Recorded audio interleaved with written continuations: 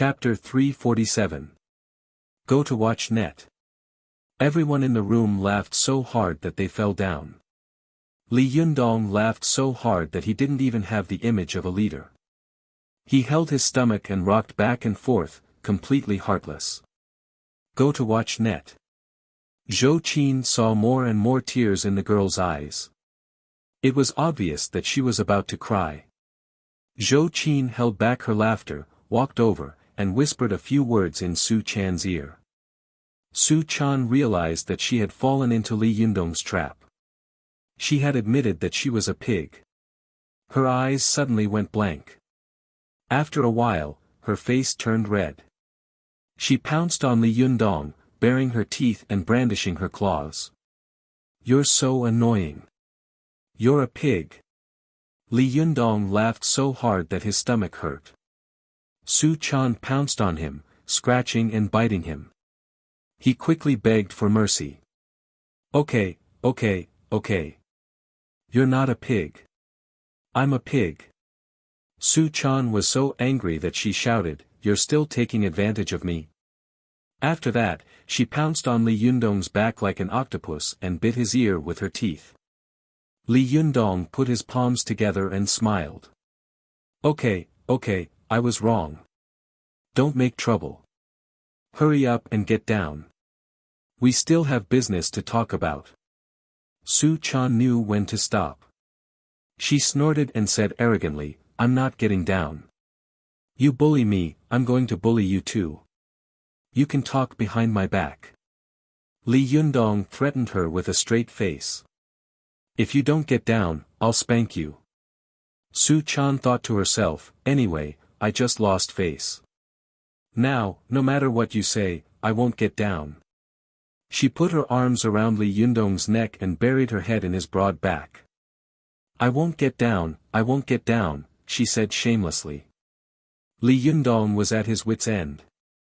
He couldn't really spank her in front of so many people, could he?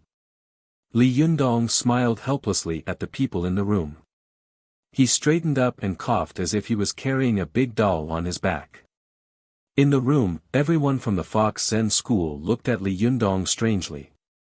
They were all trying hard to hold back their laughter. Zi Yuan smiled slightly and said, "In fact, to be fair, the name of the shop that Su Chan just mentioned is actually quite good. Dissanxion. First, it's homophonic. Second, it's loud. Third, it's very elegant. Fourth, it's very suitable for our shop. It's indeed a good name. I suggest using this name." As soon as she spoke, Wan Hongling naturally responded, "I also agree." Chao Yi and the others from the Fox Zen school also nodded. "Yes, it's a good name. Watch net. 7 KOM. Su Chan poked her head out from behind Li Yundong and said proudly, "What do you think? I told you I was the one who came up with the name." Li Yundong turned his hand back and made a Mahamudra. With a snap, he slapped the girl's buttocks hard.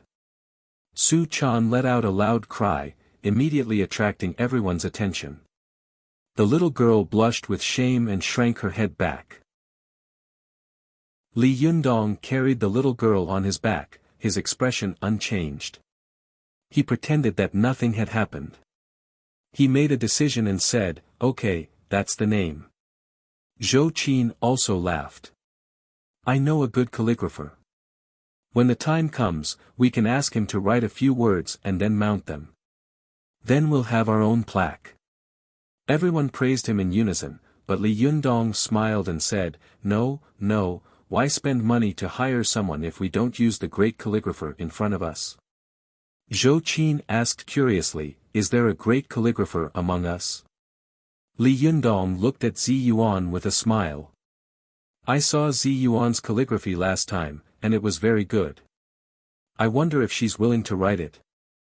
Zi Yuan immediately remembered that when she was writing the Psalms, she had been in a daze and had been seen by Li Yundong. Her heart tightened, and her expression became a little unnatural. Wan Hongling didn't know the crux of the matter. She immediately clapped her hands and said with a smile, "Good, good, my Shiji's calligraphy is ranked among the best in the cultivation world. At this time, Su Chan poked her head out again, but she was not as arrogant as last time. She said weakly, my calligraphy is also very good. When Li Yundong had reunited with Su Chan in Shantang, he had seen her calligraphy, and it was indeed very beautiful. Li Yundong was well aware of this, but he wanted to make fun of the little girl, so he sighed and said, alas, in fact, your calligraphy is also very good. It's just a little bit worse than Ziyuan's. Su Chan was obviously very proud of her calligraphy. Seeing that Li Yundong's tone was a little strange, she said unhappily, how much is a little bit worse? Li Yundong put his thumb and index finger together, leaving only a little gap, and then pretended to say, just a little bit worse. Go to the internet. 7 K.O.M. Seeing that Li Yundong finally didn't taunt her anymore, Su Chan snorted and said, does it count as a little bit worse? Li Yundong sighed and said, yes, in fact, it's just a little bit worse. Alas, it's a pity. It's probably just a little bit worse, a little bit worse. Suddenly, everyone burst into laughter again. Su Chan was so angry that she shouted, you're bullying me again. I don't care, I also want to write. It was rare for the little girl to be so serious. In her opinion, the startup capital of this tea house was earned by Li Yundong and Zi Yuan together, and the management method and direction of opening the tea house were all Zhou Qin's ideas. Of these two women, one was Li Yundong's confidant who was both a teacher and a friend, and the other was Li Yundong's first disciple. Not only was their beauty and temperament not inferior to hers, but their relationship with Li Yundong was also very ambiguous. If the little girl didn't feel a little jealous in her heart, it would definitely be a lie. The most important thing was that, in the little girl's opinion, if she, as his real girlfriend, couldn't leave her mark on the first bucket of gold in Li Yundong's life and couldn't help him at all, even if Li Yundong didn't have any ideas, she would definitely feel regret and be very sad when she thought about it in the future. Li Yundong froze for a moment when he saw the serious look on Su Chan's face. Then, he smiled and said, well, to be fair, let's have a fair competition later. Everyone writes, and whoever writes the best will get to use their words. What do you think? Chao Yi smiled and said, leader, you make the decision. You can use whoever you think is better. Li Yundong saw that as soon as he said this, the little foxes of the Fox Zen school were also tempted, and their eyes were shining. He smiled and said, don't be a dictator. Everyone writes. The eyes of the masses are bright. It's not just my empty words. Come on, who has a brush, ink, paper, and inkstone? Hurry up and bring them up. Coincidentally, the Fox Zen school didn't have much luggage, but they had lived in seclusion in the Taoist temple before. Most of them had practiced writing to cultivate their moral character, so they happened to have these things in their luggage. Soon, the little foxes took out the brush, ink, paper, and inkstone as if they were asking for credit. Li Yundong pointed to the desk in the dining room next to him and said, let's write there. Who wants to go first? The little foxes were all excited. Me. Li Yundong smiled and said, don't shout, don't push. Do it one by one. The little foxes rushed to write the words, Desanxian, one by one, and then showed them to Li Yundong one by one. When they got a word of praise from him, they stood to the side with smiles on their faces. At first, Su Chan looked at them nervously, for fear that their handwriting would surpass hers. But when they finished writing, Su Chan suddenly breathed a sigh of relief and felt proud in her heart. Fortunately, I used to practice writing with my master a lot. Otherwise, I would have made a fool of myself today. Although the handwriting of my fellow sisters is good, there is still a gap between them and mine. When Chao Yi and the others finished writing one by one, Su Chan felt even more relieved. She saw that although Chao Yi and Lu Yuehong's handwriting was beautiful, it was not as lively as hers. It lacked a certain charm. On the contrary, Shibua Zhuang Yiting, who looked the most coquettish, had written a delicate and fresh thin golden body, which surprised everyone. Li Yundong saw that everyone's handwriting was different and beautiful. Although he didn't understand calligraphy, he also felt that all the words were extremely beautiful. He nodded and praised, "Not bad, they are all good handwriting. I didn't expect that all of you would have good handwriting." He looked up at Wan Hongling and said, "Hongling, don't you want to write?" Wan Hongling responded and was about to pick up the brush to write, but as soon as she did so, she seemed to think of something. She asked with a smile, genuinely, as the leader of the sect, "Why don't you write?" Li Yundong shook his hands and said, No, I can draw talismans, but I can't write anything." Wan Hongling didn't believe him. She snorted and said, "Is it because your identity is different now, so you don't want to do it easily?" As soon as she said this, the others also joined in. "Leader, write one." Li Yundong couldn't refuse, so he made up his mind, rolled up his sleeves, and said loudly, "Well, since you are willing to die, I am willing to bury you. Prepare to stab your own eyes later." Hearing this, everyone laughed, but they became more and more curious, so they all came forward to watch. They saw Li Yundong pick up the brush and calmly draw a circle on the rice paper. Moreover, the circle was irregular. They were suddenly speechless and thought, "What is this?" After a while, Li Yundong picked up the brush again and drew another circle. This time, the circle was long and had a strip on it. Everyone was confused and became more and more confused. They began to discuss, "What is the leader writing?" Su Chan even giggled and said, "Yundong, are you really drawing talismans?" Li Yundong ignored her and finally drew another circle. This time, this circle was larger than the previous two, and it had a big tail and a small head. There was also a strip on the head. After Li Yundong finished drawing, he threw the brush and said loudly, "Well, I'm done. You can stab your own eyes." Wan Hongling was confused. "Hey, what the hell are you doing? What are you writing? Which language is it? Is it Martian language?" Su Chan giggled and said, "That's right. If you want us to stab our own eyes, we have to be convinced." Li Yundong glared at her and then said to Wan Hongling in surprise, "Oh, you know Martian language. You're quite fashionable." Wan Hongling rolled her eyes at him and said, "Tell me, what are you writing?" Li Yundong proudly pointed to the first irregular circle and said, "This is a potato." Then he pointed to the second smaller circle with a strip and said, "This is a pepper." Then he pointed to the last one and said, "This is an eggplant." Li Yundong clapped his hands and said, "Isn't this the authentic San Xian?" Before he could finish his words, everyone was already laughing. Su Chan even covered her stomach and laughed exaggeratedly. "Oh my God, I really have to stab my own eyes. This is too ugly." Li Yundong said exaggeratedly in a loud voice, "What do you know? This is the painting method of calligraphy, the calligraphy method of painting. It can be called a peerless work of calligraphy and painting." Su Chan smiled and rushed over to snatch the painting, which looked like a talisman, and hid it behind her. "Well, then I'll collect your work and leave it for your disciples and grand-disciples to see in the future.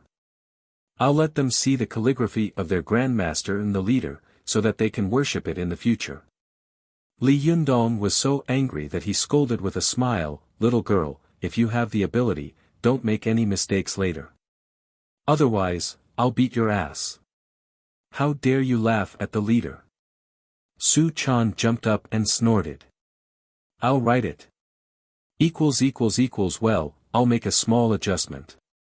The 3 chapters this week will be concentrated in 234, which means that tomorrow, I'll continue with the 3rd chapter.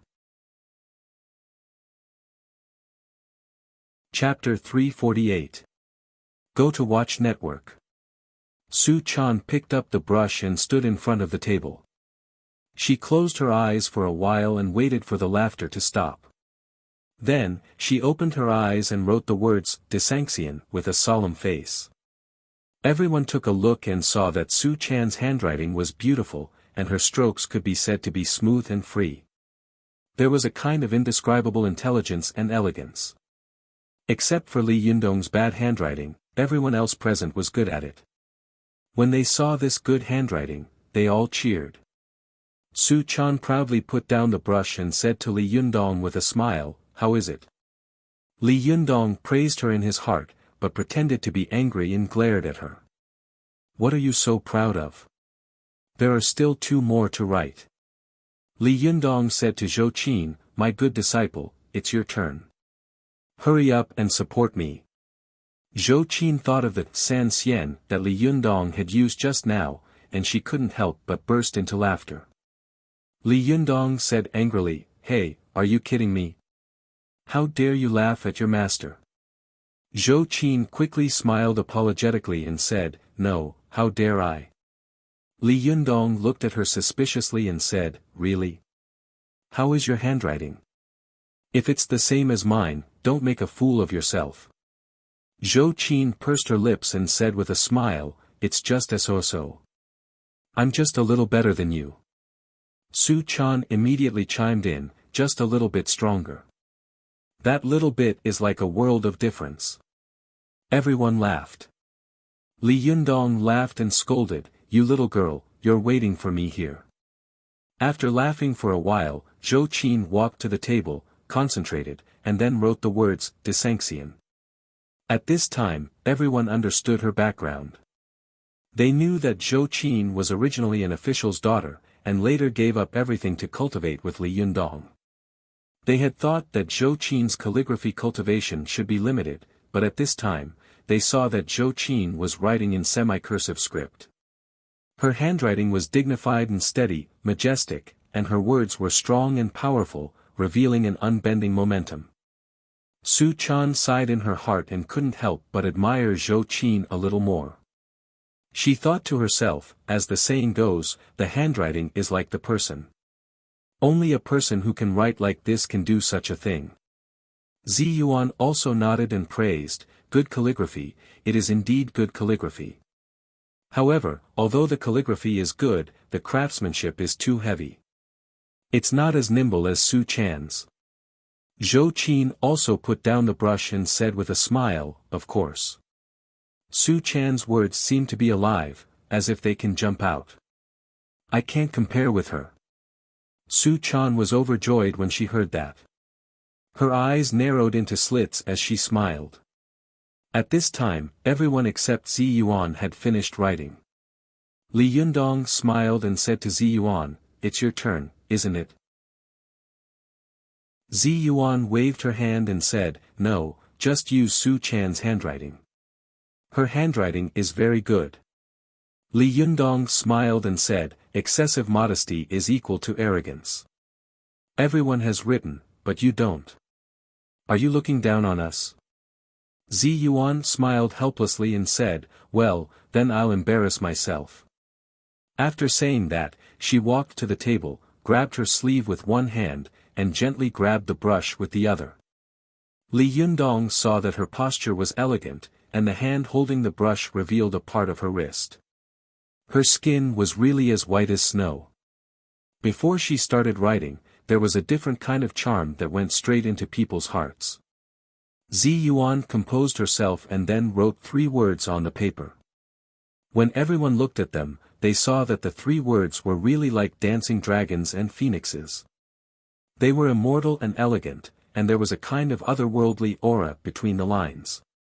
Everyone was a knowledgeable person, so they all cheered loudly. Zhou Qin praised, "These 3 Desanxian characters are the real immortals. They are really peerless and make people feel relaxed and happy." Su Chan was still a little unconvinced. She picked up Zi Yuan's words and looked at them. She glanced at the back of the paper and saw that her own words were also clearly printed below. She flipped through a few more pages and saw that the handwriting below was also very clear. Su Chan was immediately convinced and sighed, "Zhenren Zi Yuan is indeed the future leader of the Linggong sect. Not to mention her cultivation, her handwriting is really powerful. Amazing." Su Chan turned to Li Yundong and said sincerely, Yundong, you can use Jinren Zi Yuan's words. Her handwriting is indeed better than mine. Li Yundong chuckled and stroked her head. Are you sure? Su Chan nodded. Although she was smiling, there was a trace of sadness in the corner of her eyes. When Li Yundong saw this, his heart skipped a beat. After waiting for everyone to discuss for a while, he saw that Su Chan had found an excuse to return to her room, so he also quietly hid Su Chan's words and went to her room. When Su Chan saw Li Yundong come in, she was stunned, and then she pouted and said, Are you here to laugh at me? Laugh, laugh, I'm not as good as you. Li Yundong walked over with a smile, hugged the little girl, and then let her sit on his lap. Then, he hugged her tightly and kissed her. Li Yundong said softly, Silly girl, look at what this is. After that, he took out a folded piece of paper. Su Chan looked at it and saw that it was the calligraphy she had written. She said unhappily, Isn't it just the calligraphy I wrote?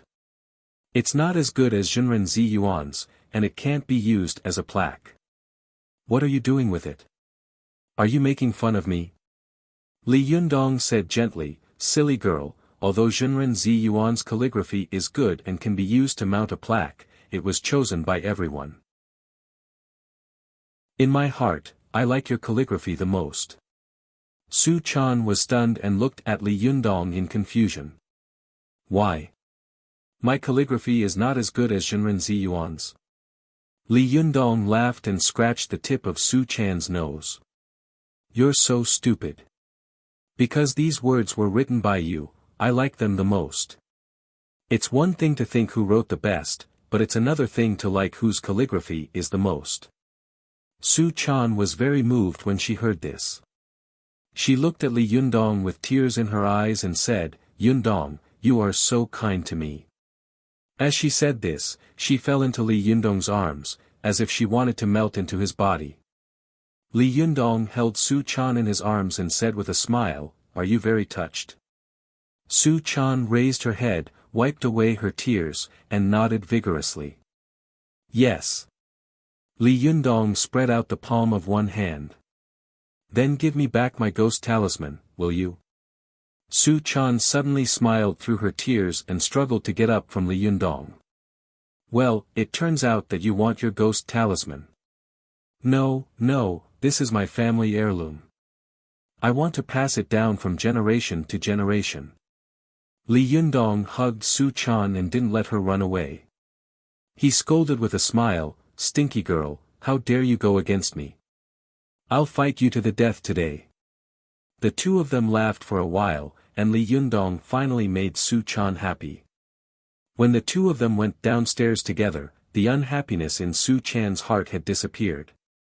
Li Yundong said to Zi Yuan and Zhou Qin, Since the name of the shop has been decided, I think it's better for us to split up.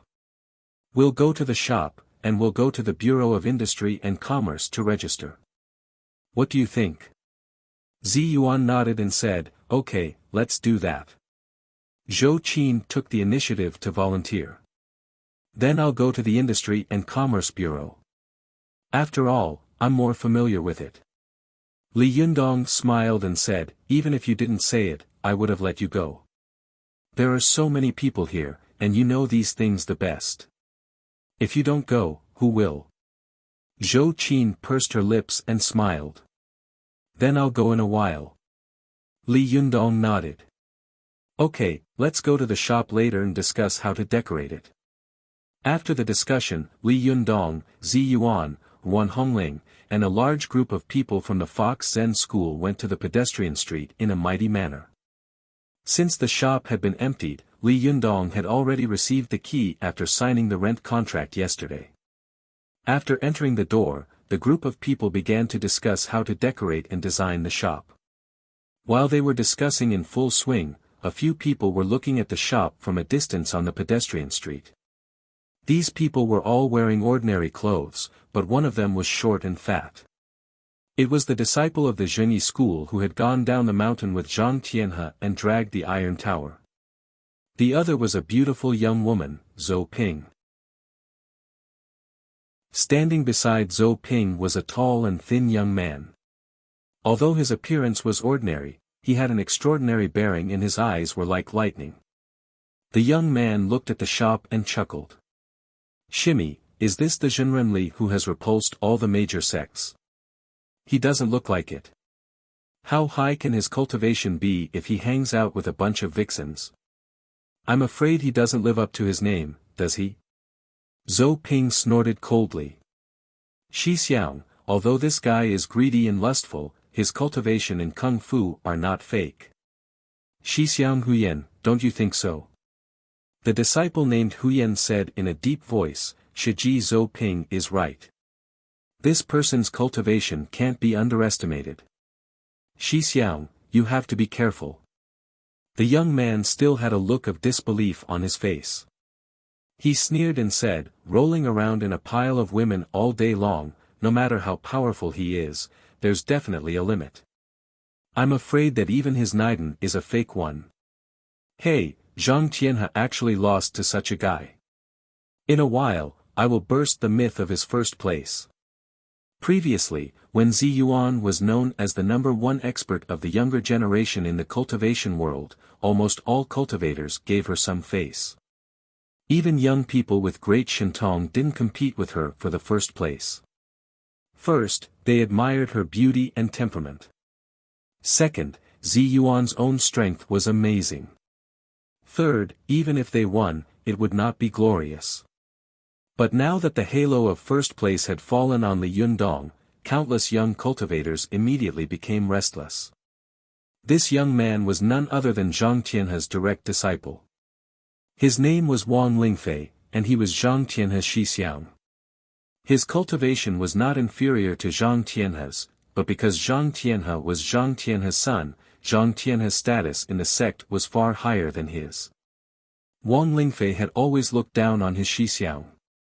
He had received all the benefits, learned all the good cultivation methods, and eaten all the elixirs and elixirs, but in the end, his cultivation was not as good as Wang Lingfei's. When Wang Lingfei heard that Zhang Tianhe had been defeated by Li Yundong in one move, he gloated even more in his heart. He thought to himself, Zhang Tianhe was defeated in one move. If I can defeat Li Yundong, not only will I become famous in one battle, but I will also prove myself in front of the leader. Why not? Zhou Ping saw what he was thinking, and with a little encouragement, Wang Lingfei followed her. When Zhou Ping saw that Wang Lingfei was so arrogant that he even belittled Zhang Tianhe, whom she had a crush on, she was displeased. She curled the corner of her mouth and looked disapproving, but this expression only flashed and quickly disappeared from the corner of her mouth. She laughed and said, Shi Xiang, we will support you. The young man snorted. Why do I need you to support me? I can do it alone.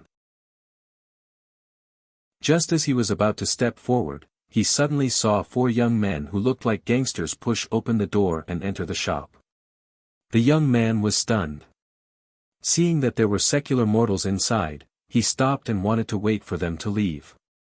After these young hoodlums entered the store, they were immediately stunned by the number of beautiful women in the store, and their saliva flowed 3 feet long. Li Yundong saw that these people had colorful heads and were dressed like hooligans. Their eyes were greedy and lustful, as if they wanted to swallow all the beautiful women in the room.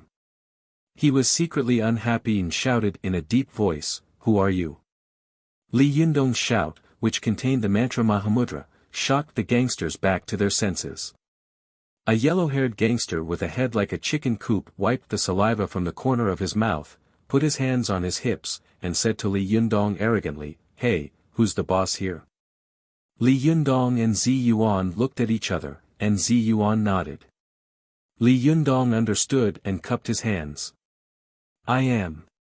What's the matter? The yellow-haired gangster shouted, It's nothing. I just want to tell you that you have to pay a monthly protection fee here in the future. When Li Yundong heard this, he didn't know whether to laugh or cry. What? Pay a monthly protection fee? Who do you think you are? Do you think this is the old society? Do you think this is Hong Kong? Do you think you're Wenchang? The other people of the Fox Zen school also felt strange and thought to themselves, what a reckless thing. He actually tried to extort our leader. Do you want to die? Chapter 349. Go to watch net. Li Yundong couldn't help but raise his head and laugh. As soon as he laughed, the others of the Fox Zen school also laughed. Go to watch net. The four gangsters were confused by Li Yundong's laughter. They looked at each other, and one of the gangsters standing behind whispered, "Boss, they don't look like ordinary people. Let's get out of here, shall we?" The yellow-haired man felt uncomfortable by the laughter of Li Yundong and the others. He glared at his companion and said, "Bullshit. Do you want me to spit out the money I've swallowed?" When the man heard this, he shrank his head and stopped talking. Most of the gangsters had good eyesight, especially if they wanted to stay in the underworld for a long time. It didn't depend on whose fist was fiercer, but whose eyesight was better. Otherwise, no matter how good they were at fighting, they would either be caught or forced to run away in a few days. How could they survive? The yellow-haired man was obviously such a person. Seeing Li Yundong's extraordinary bearing and the beautiful women around him, he thought to himself, "Damn it, this bastard actually asked me to step on a landmine." F***ck. However, he was reluctant to spit out the money he had swallowed. The yellow-haired man's heart skipped a beat. He glared at one of the men beside him and said in a low voice, "You go and scare them." This man had a Mohican hairstyle. When he first entered the door, he had been arrogant, but now he saw that most of the people in Li Yundong's group were stunning beauties. When they saw him, not only did they not scream in fear, but they also laughed loudly. His laughter was full of contempt. He was not a fool. Naturally, he knew that he had provoked someone he couldn't afford to offend, so his momentum had weakened a little. At this time, when he heard his big brother ask him to stand up for them, he was shocked and said with his eyes wide open, I will go." The yellow-haired man glared at him. "Do I have to go by myself?" Mohican said with a sad face, "Big brother, why don't you go by yourself?" The yellow-haired man said angrily, "Nonsense, are you the big brother or am I the big brother?" Mohican choked and said, "Big brother, since you are the big brother, you should bear the burden for the younger brothers." The yellow-haired man glared at him fiercely. F***ck, if the big brother has to do everything by himself, then who will be the big brother? Do you still want to stay in this world? Mohican had no choice but to take a deep breath, pull out a brick from behind him, and shouted fiercely, "Fuck you. Let me tell you, if you don't pay the protection fee on time every month, or else," Li Yundong didn't get angry. He looked at them with a smile and said, "Otherwise what?" Mohican swallowed his saliva and shouted, "No matter what you do here in the future, don't even think about stopping." As soon as he finished speaking, Su Chan and the others giggled again, as if they had heard the funniest joke.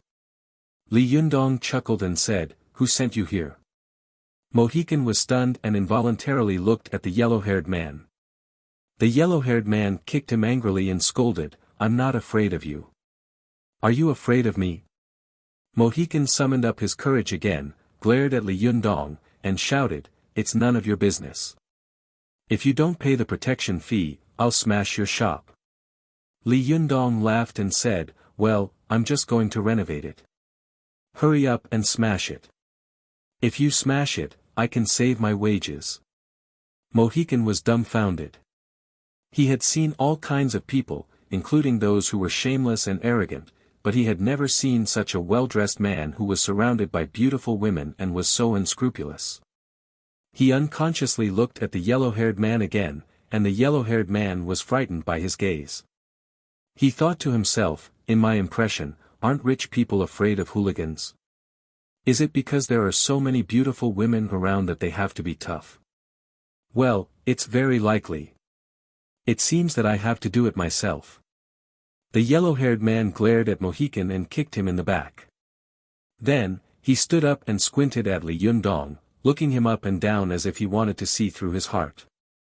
Li Yundong also looked him up and down.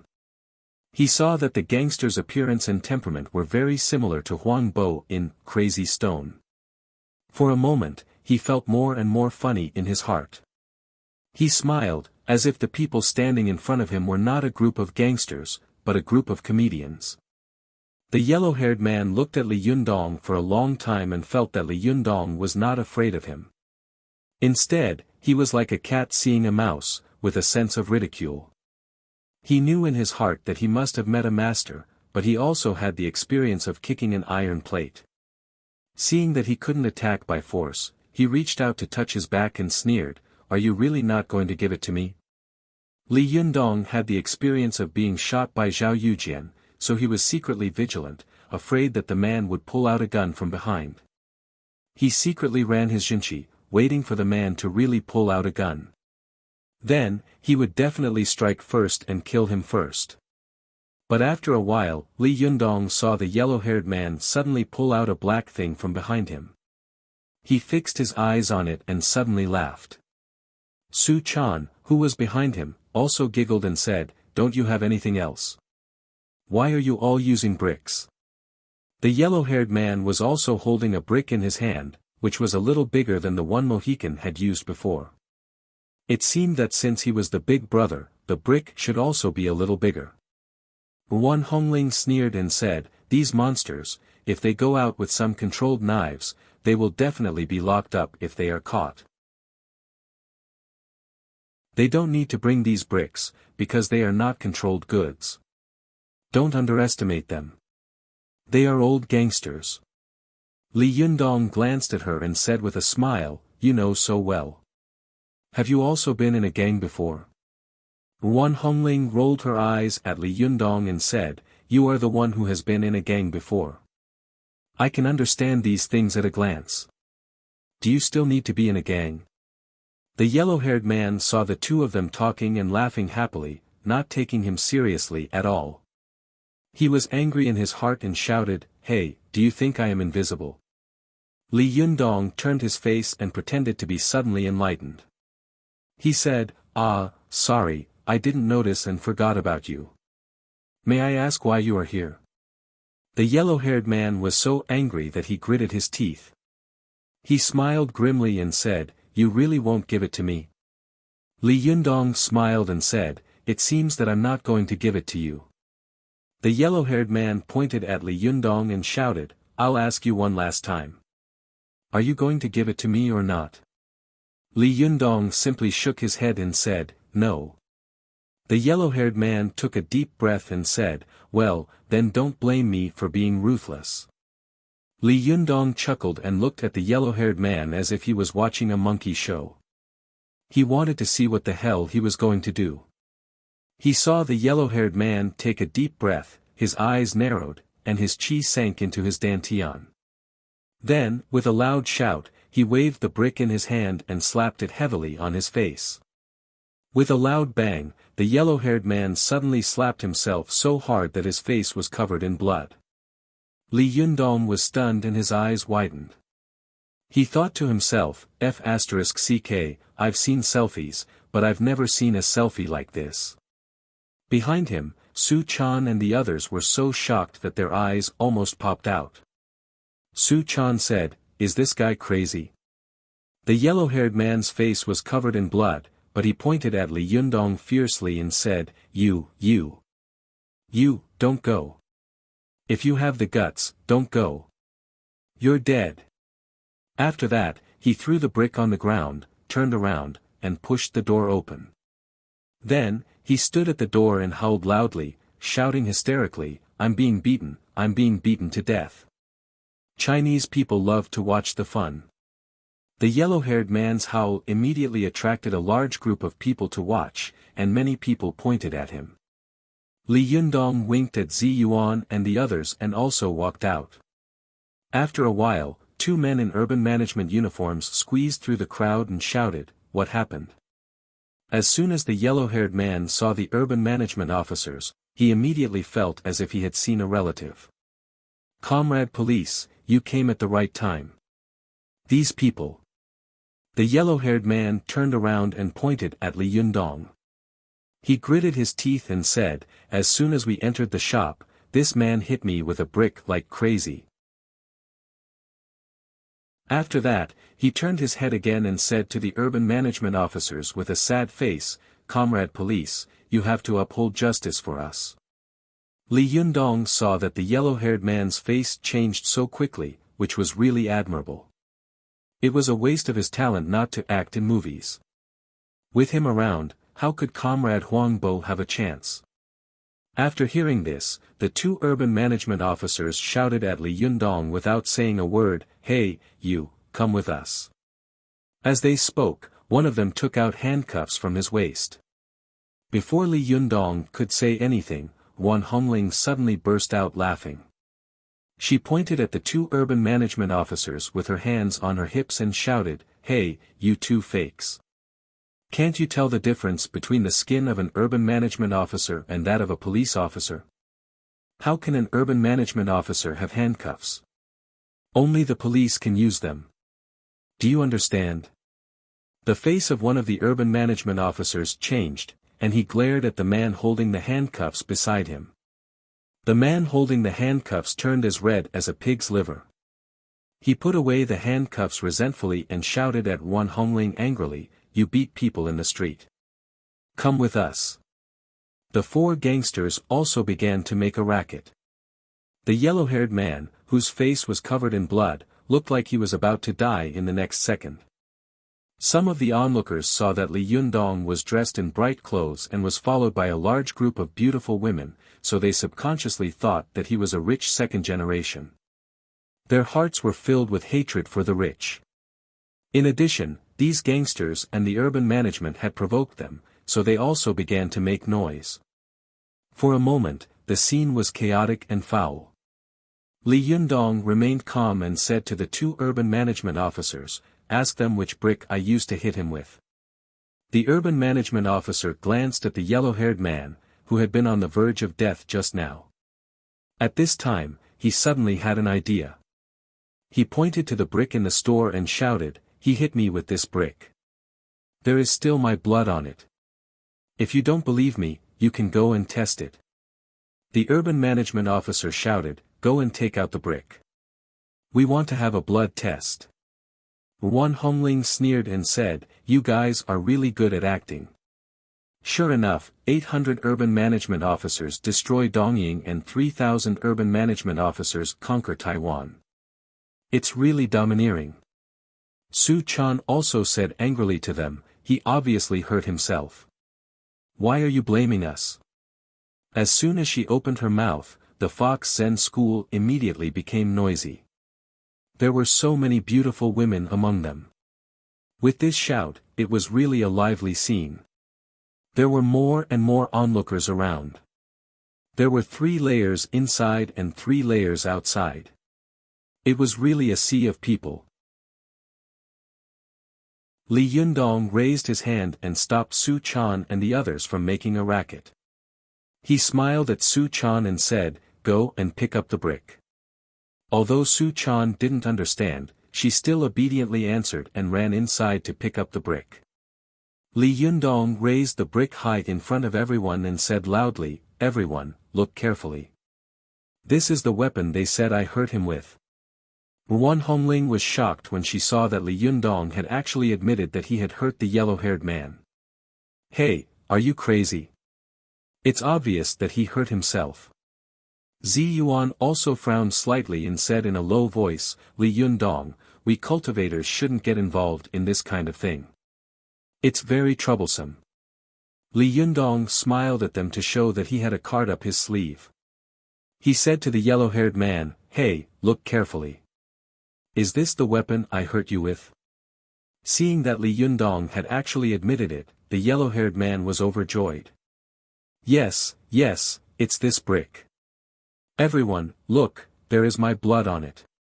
He was so excited that he jumped up, but before he could finish speaking, he realized that something was wrong. He quickly covered his wound and shouted, looking like he was dying.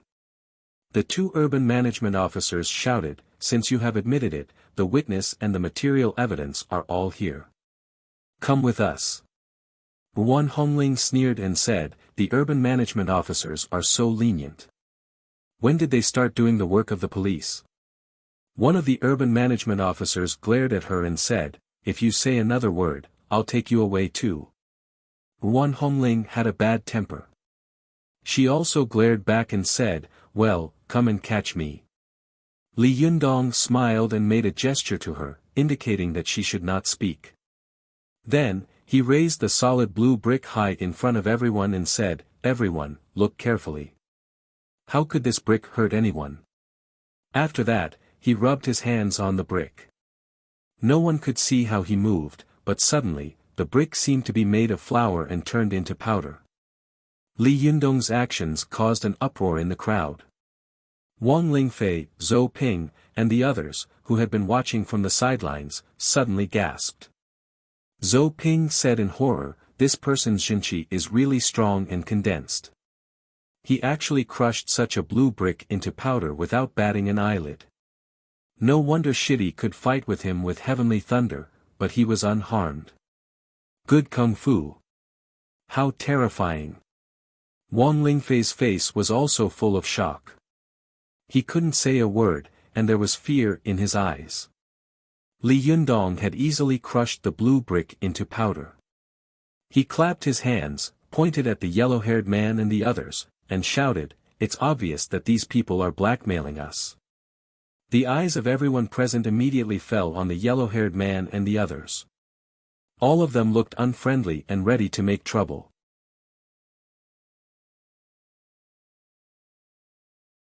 Chapter 350. Go to watch net. The onlookers didn't know that Li Yundong had used his powerful jinqi to crush the blue brick into powder in an instant. They thought that the blue brick was really made of flour. Watch net. 7 KOM. Of course, the four gangsters knew that the brick was the real deal. It was terrifyingly hard, especially the yellow-haired gangster who had just patted himself. He stared at Li Yundong with bulging eyes, as if he had seen the devil. He thought to himself, oh, my God, am I seeing a god? This was clearly a brick that was as hard as steel. Why did it seem to have become tofu dregs in his hands? Could it be that he had switched them just now? No, impossible, I saw it with my own eyes. While he was thinking, the crowd around him began to clamor. Compared with the rich second generation, they hated this kind of blackmailer even more. They shouted one by one, these people want to blackmail us. Arrest them. The two city enforcement officers saw that the situation was not good. Their legs trembled and they immediately wanted to escape. Wan Hongling had sharp eyes. She pointed and shouted, catch these two imposters. The power of the people was great. Immediately, there were warm-hearted people blocking their way. The two city enforcement officers, who had been acting all high and mighty just a moment ago, instantly turned into a puddle of mud. The crotch of the one who had taken out the handcuffs earlier was now wet. The other three hoodlums were also scared out of their wits. Their faces were ashen, their legs were trembling, and their teeth were chattering. They covered their heads with their hands and squatted on the ground, fearing that they would be beaten to a pulp by the agitated crowd. When the crowd saw them like this, they became more and more enthusiastic. Some people even shouted, beat them to death. Don't let these scumbags go. The yellow-haired man was frightened. He was the boss, so he immediately reacted. He jumped up and knelt down in front of Li Yundong, crying bitterly. Boss, I had eyes but failed to recognize Mount Tai. I've offended you. Please do me a favor and just treat me as a fart. Let me go. Li Yundong snorted and said with a smile, didn't you say that I hit you? The yellow-haired man quickly shook his head and said with a flattering smile, no, it's just a misunderstanding. As he spoke, he turned around and smiled at the crowd. It's a misunderstanding. It's really a misunderstanding. After he finished speaking, he turned around and begged Su Chan and the others for mercy. Beauties, please do me a favor and be merciful. You nobles like to be clean. It's not good to dirty your hands by hitting people like me. Beauties, grand-aunts, I'll call you grand-aunts, okay? If that's not possible, then I'll call you mom, right? After the yellow-haired man said this, everyone burst into laughter. One Hongling even blushed and stamped her feet, saying, "Bah, I'm still a virgin. I don't have a baby as old as you." Su Chan was kind by nature. When she saw the yellow-haired man say such extremely humble words, even the resentment in her heart dissipated.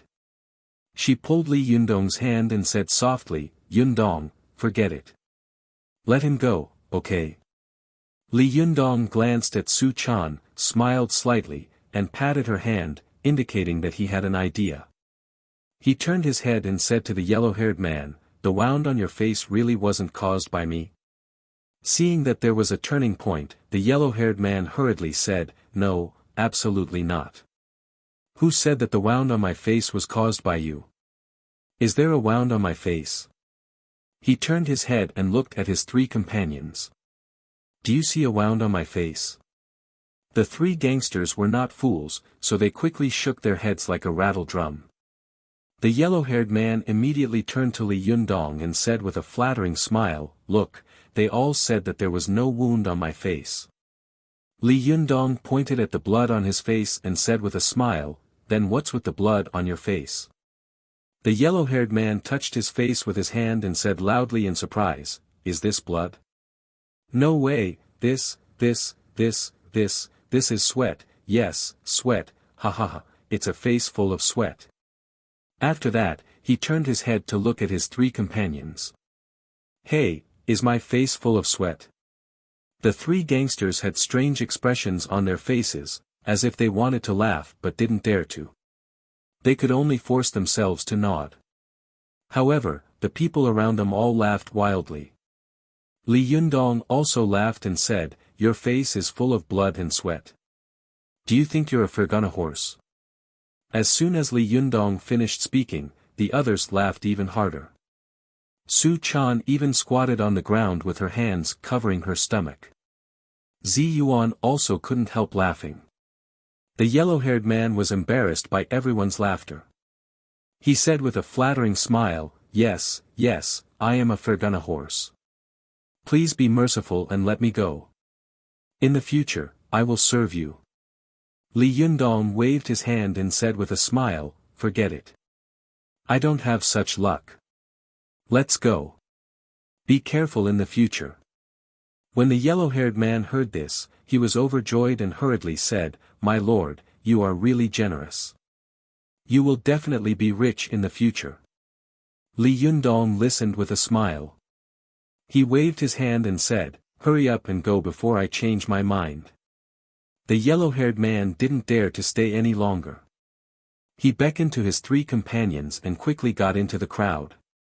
The remaining two urban management officers also rolled their eyes, lowered their heads, and got into the crowd, disappearing without a trace. Seeing that everyone had run away, Wan Hongling rushed up to Li Yundong and stamped her feet. "Why did you let them go? If we don't teach them a lesson, everyone will think that we are easy to bully in the future and come looking for trouble with us." Li Yundong said with a smile, "As soon as these people came in, I realized that they were deliberately looking for trouble. Although I have a lot of grudges, there are only a few people in the secular world who have grudges with me.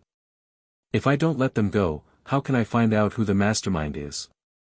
These people are just being used by others.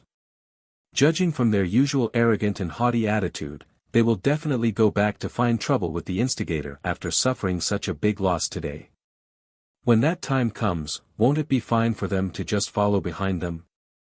Only then did Ruan Hongling's anger turn into joy. She gave Li Yundong a thumbs up and said, "You are really smart. You are full of evil tricks." Li Yundong laughed and scolded, "Hey, are you praising me or scolding me?" At this time, the crowd saw that Li Yundong, as the owner of the matter, had calmed down. Naturally, there was no reason for the onlookers to surround them. Some people said, "Hey, it's all right. Let's go. The show is over. Some curious people saw that there were so many beautiful women in this shop, so they came forward to ask what kind of shop it was. Wan Hongling took the opportunity to promote the brand of Desanxian. She had a red mouth and white teeth, a clear and melodious voice, and an extremely beautiful appearance. In a short while, she had fooled a large group of people, but they were confused and thought to themselves, this shop is going to open. I have to come and have a look. Even if I don't drink tea, it's good to see beautiful women. At this time, Li Yundong said to Su Chan and said, let's go and catch up with them and see who the mastermind behind these gangsters is. Su Chan responded and followed Li Yundong excitedly. The two of them were far behind the yellow-haired man and the others. The yellow-haired gangsters had no idea that they had not only kicked a hard iron plate, but also been trailed by others.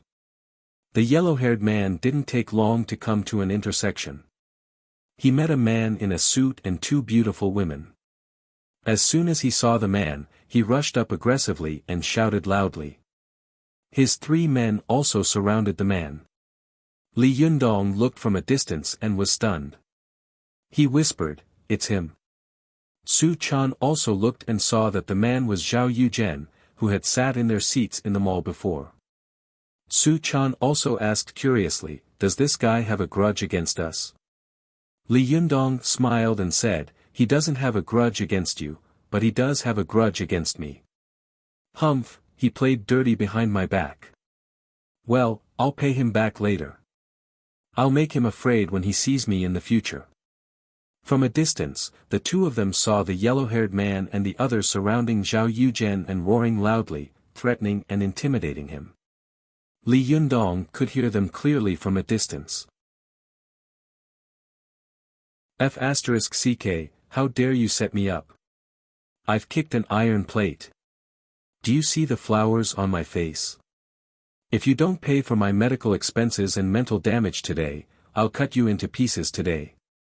Zhao Yuzhen was so scared that he was trembling like a sieve. The two beautiful women beside him were also scared out of their wits, and their bodies almost fell to the ground. Not long after, Zhao Yuzhen took out a wallet from his arms, took out a stack of money from it, and handed it over with trembling hands. Here you are. It's all here. The yellow-haired man grabbed the money in his wallet, taking out the rest of the money. His three companions also searched Zhao Yuzhen's pockets, took off his gold ring and watch, and put them in their pockets. Seeing that his three lackeys really couldn't find anything, the yellow-haired man sneered at Zhao Yuzhen and scolded, F***ck, be smarter next time. There are some people I can't afford to offend, but I can still afford to offend people like you. After that, he left with his three lackeys. Zhao Yuzhen waited until they were far away before he straightened up, his face cloudy. The two women next to him wanted to help him, but Zhao Yuzhen slapped them in the face and shouted, F***ck, I was threatened just now, but you didn't help me. The woman who had been slapped happened to be the pointy-faced beauty who had been slapped last time. She turned her face away and covered her face with one hand. The resentful look in her eyes was chilling, but when she turned her face away, she was smiling apologetically. The other beauty said with a hollow smile, Boss Zhao, weren't we afraid just now? Zhao Yuzhen scolded, afraid? Why should I be afraid of you? Why should I pay for you? The pointy-faced beauty, who had been slapped, whispered, Boss Zhao, we're not bodyguards.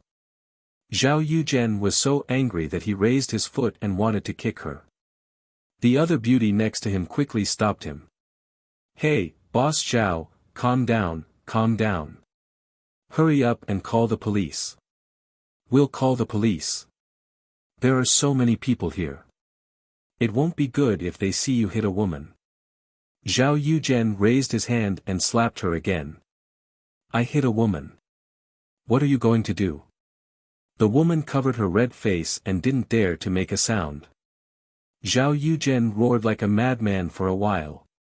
When he was a little tired, he cursed and left. The other two beauties looked at each other and slowly followed him. Seeing the three of them leave, Su Chan looked at Li Yundong and asked, Yundong, shouldn't we go up and teach this guy a lesson? This guy is so hateful. Li Yundong snorted and said with a sneer, I really wanted to teach him a lesson, but now it seems that there's no need. If I hit this kind of person, it will dirty my hands and feet. Don't worry, someone will help me deal with him. Su Chan was stunned, but she quickly reacted. Ah, you mean the two women beside him? Li Yundong laughed and said, yes, didn't you see the look in that woman's eyes just now? I can feel the hatred and resentment in her eyes even from so far away. Just watch. People like Zhao Yuzhen will definitely get their retribution, and it will definitely be on these two women. Su Chan nodded hard. This kind of person is too hateful. Li Yundong patted the girl on the shoulder and said, let's go back. Just as Li Yundong and Su Chan chased after them, Zhou Ping and the others saw that the crowd had dispersed, and Wang Lingfei had been shocked by Li Yundong's move. For a moment, he didn't dare to act rashly. She sneered in her heart and felt a little disdainful of Wang Lingfei's stage fright. She said, let's go. Come back another day. Wang Lingfei was eager to do so, so he snorted and said, I still have two powerful magical weapons to refine. When I'm done, I'll come back to make trouble for this guy. They turned around and were about to leave when they suddenly heard an elegant and quiet voice. Fellow Taoists of the Zhenyi school, you've been watching here for a long time. What's the matter? Zhou Ping and the others were shocked and turned around vigilantly. They fixed their eyes on the source of the voice and saw a beautiful woman in a white dress standing in front of them. It was Zi Yuan.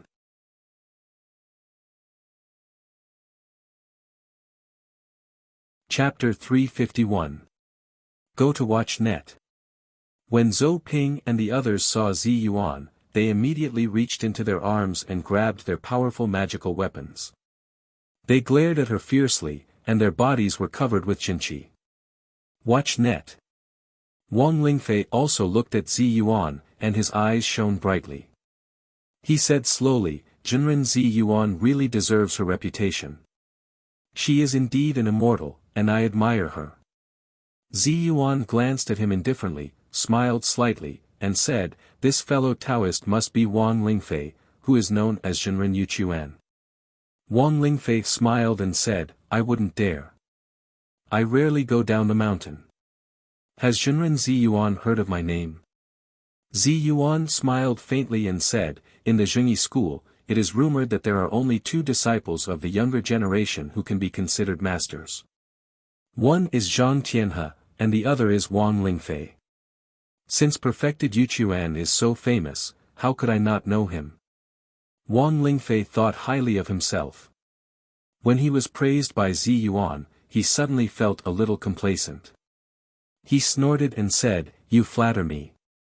Jinren Zi Yuan is also a pillar of the Linggong sect. Why did you collude with the people of the Fox Zen school? Zhou Ping also sneered and said, Zi Yuan, you have to think it through. This is the last time I remind you not to get involved with the people of the Fox Zen school. Otherwise, our Zhenyi school will regard you as traitors. At this time, Wan Hongling also came over. She sneered and retorted without showing any weakness, do you think we are traitors? How arrogant. Who do you think you are? Is it the Taoist master of Zhenyi school? As soon as Zhou Ping saw Wan Hongling, her eyes lit up. She gritted her teeth and said, it's you again. Don't think that you can be proud just because you have a sharp tongue. Wan Hongling interrupted, what about me? I, Wan Hongling, have never relied on my eloquence to speak, but on reasoning. Every time I make you speechless, it's because you're pestering me endlessly. It's unreasonable. If you're right, do you think I can win against you even if I have 100 mouths? Zhou Ping was so angry that she said angrily, why am I unreasonable? How is that reasonable? Don't tell me you're in the right because you're hanging out with this kind of evil people. This is preposterous. Wan Hongling snorted. Evil? I used to think that the Fox Zen school was evil, but after getting along with them these days, I feel that they are no different from ordinary people. They are even much cuter than most people in this world. On the contrary, some so-called fellow disciples are aggressive and want to drive the Spirit Palace sect to a dead end. In my opinion, you guys are the real evil and crooked. His words were really like a javelin and a dagger. Zhou Ping was so angry that her face turned pale and her lips trembled. The expressions of Wang Lingfei and the other disciple of the Zhenyi school also changed drastically. Hearing this, Zi Yuan was also shocked. She shouted, "Hongling, don't talk nonsense." Wan Hongling had been holding back her anger for a long time. She shouted at Zi Yuan, "Sister Zi Yuan, why are you still so polite to them? Wherever we retreat, they chase after us. Do you think they're here to invite us back? Is there really a solution to this?" Wan Hongling raised her eyebrows and shouted at Zhou Ping and the others, "Since you guys are so capable, if you have the guts to make a move here, I will consider that you are really overbearing. If you don't have the ability, get out of here. I can't bear to see bastards like you." Zhou Ping was extremely angry. She glared at her, and a ray of light shot out of her eyes like lightning. "Do you think I don't dare?" Wang Lingfei also scolded, "Who do you think you are? How dare you talk like this?" After that, he stepped forward and grabbed Wan Hongling's shoulder, wanting to teach her a lesson. But as soon as Wang Lingfei moved, Zi Yuan shouted, "Stop." Zi Yuan turned her wrist and put her 5 fingers on Wang Lingfei's wrist. Zhou Ping and the stout disciple next to her shouted at the same time, and the two of them attacked Zi Yuan's vital parts. Zhou Ping's 5 fingers were like hooks, and her fingers were in the shape of an eagle's claw. Once someone was caught by her fingers, not only would their meridians be restricted, but their wrists might also be broken. The other stout disciple took a step forward, with one hand pulled back in front of his chest and his palm facing the sky, as if he was holding an invisible iron tower, ready to attack. His other hand was clenched, a bit like a tiger's claw. As long as it touched the body, it could take away a large piece of flesh. But at a closer look, it was a bit like a crane's beak. When the 5 fingers gathered, a gentle peck could hit the vital acupoints of the human body and hurt the enemy invisibly. Zi Yuan frowned. She knew that if she could save Wan Hongling, she wouldn't be able to protect herself. If she could protect herself, she wouldn't be able to save Wan Hongling. Just as she was in a dilemma, she suddenly heard a familiar voice coming from the side. "Are you bullying me with more people?" After that, she saw a left hand twisting in. This arm was like a fierce dragon crossing the river, overturning the rivers and seas. The big arm leaned against Zhou Ping's finger, and Zhou Ping suddenly felt a majestic and vigorous qinqi rush over like a tsunami. She was so shocked that she immediately withdrew. The stout disciple of the Zhenyi school took a deep breath, and his whole body swelled up like a balloon. Instead of retreating, his hands went up to meet the attack. On the other side, Wang Lingfei saw a figure suddenly appear between them. This person's right hand made a lotus fist, and his index finger was raised, with the upper joint slightly bent like a hook. At the same time, this person shouted, "Bang!" It was the Buddha's handprint of eliminating obstacles. Wang Lingfei saw that the other party had arrived first. If he retreated, not only would he weaken his momentum, but he might also be injured by the other party, so he simply threw a punch at him. This exchange was so fast that Zi Yuan could only see a series of afterimages flashing by. Then, she heard a few puff-puff sounds, and Zhou Ping flew back. Wang Lingfei and the Mahamudra collided head-on, and his face suddenly turned blood-red, as if blood was about to drip out. He stood there motionlessly, not saying a word. The stout disciple of the Zhenyi school did not say a word. His body flew backward and hit the wall on the street, causing the passers-by to cry out in alarm and look at them in unison. At this time, Zi Yuan found that it was Li Yundong standing in front of her. The boy's back was like an iron tower, motionless and standing proudly, as if no matter how big the wind and waves in front of him were, they could not knock him down. Li Yundong stood tall among them, and there was a faint white steam rising from the top of his head. One of his hands was maintaining the shape of the Buddha's handprint of eliminating obstacles, while the other arm had a few holes. It was obvious that the stout disciple of the Zhengyi school had only scratched Li Yundong's clothes before he had been sent flying.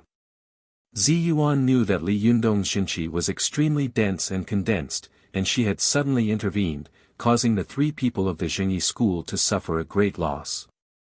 Wang Lingfei stood where he was, his face turning from red to white, and then from white to red. After repeating this several times, he let out a long breath and looked at Li Yundong with surprise and doubt in his eyes. "Who are you? Who is your master?" Li Yundong snorted coldly. "It's none of your business." Wang Lingfei said in shock, "I see that you have the Xinqi Kung Fu of the Xianmen sect. Why are you going against our Zhengyi school?"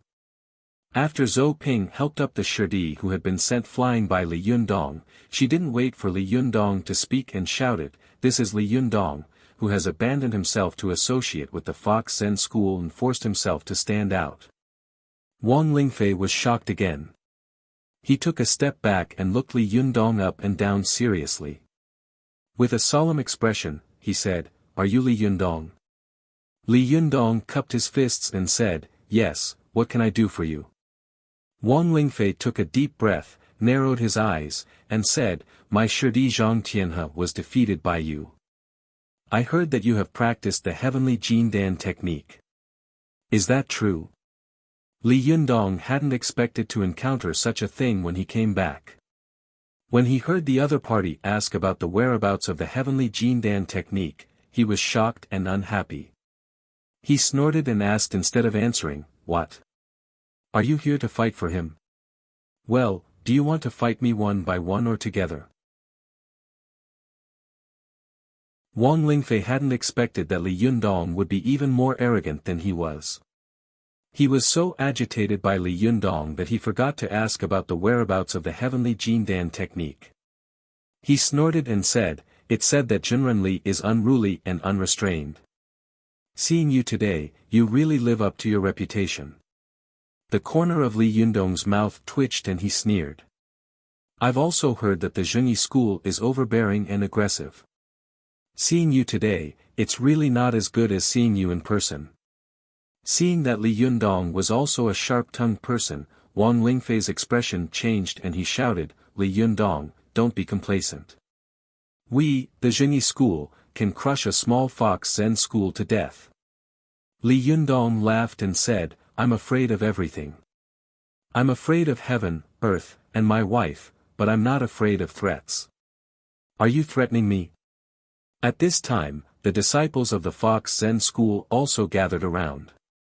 Although there weren't many of them, they were much more than Zhou Ping and the other 2.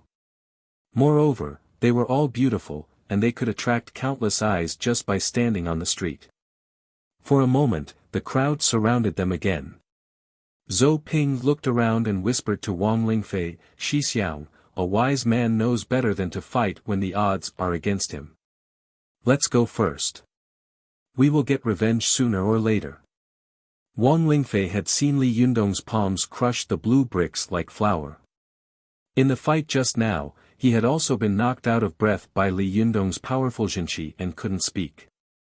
However, Li Yundong had spoken freely without any hindrance. Not to mention anything else, the difference in Xinqi cultivation was obvious. Wang Lingfei was well aware of this. He knew that if he fought with this person in front of him, if he didn't have a powerful magical weapon, he would most likely lose. He thought to himself, "My 2 powerful magical weapons will take another month to refine. Why should I fight with this person?" Wang Lingfei also wanted to leave, so he nodded. Zhou Ping looked at Li Yundong with a sneer and said, "Li Yundong, I know that your cultivation is good, but no matter how powerful you are, you can't be invincible in the world. Can you resist the siege of all the cultivation sects in the world?" Li Yundong said proudly, "I, Li Yundong, have never relied on my fists. I rely on my own righteousness and stability. As the saying goes, a righteous person is not afraid of a crooked shadow. I don't believe that all the cultivation sects in the world will use their power to avenge their personal grievances and be aggressive like you. Zhou Ping gritted her teeth and said, okay, okay. She then looked at Zi Yuan and said, Zi Yuan, have you made up your mind to go against Arjuni school? Do you want to be the great traitor of Arjuni school in the past 1,000 years? This accusation was really scary. Zi Yuan's body trembled slightly, but she quickly said indifferently, I still have the same words. I, Zi Yuan, only exist for cultivation. I don't need others to tell me what to do or what to say. Whether I am a traitor or not, the cultivation world has its own justice. It can't be decided by one or two people's empty words. Even if the cultivation world thinks that I am a traitor now, I believe that it will naturally give me justice after 1,000 years. Wan Hongling also said angrily, Sister Zi Yuan, what's there to say to her? Zhou Ping laughed and said, Mystical Silver Fox said the same thing at the beginning, but what about now? More than 1,000 years have passed. Isn't she still notorious? Zi Yuan, let me tell you, what stinks is stinks. It will never become fragrant. As she said this, she glared at Li Yundong fiercely. Just like the Fox Zen school, evildoers will always be evildoers. They haven't changed for 1,000 years, and they won't change in the future. Li Yundong was furious. He took a step forward and shouted, Do you want to die?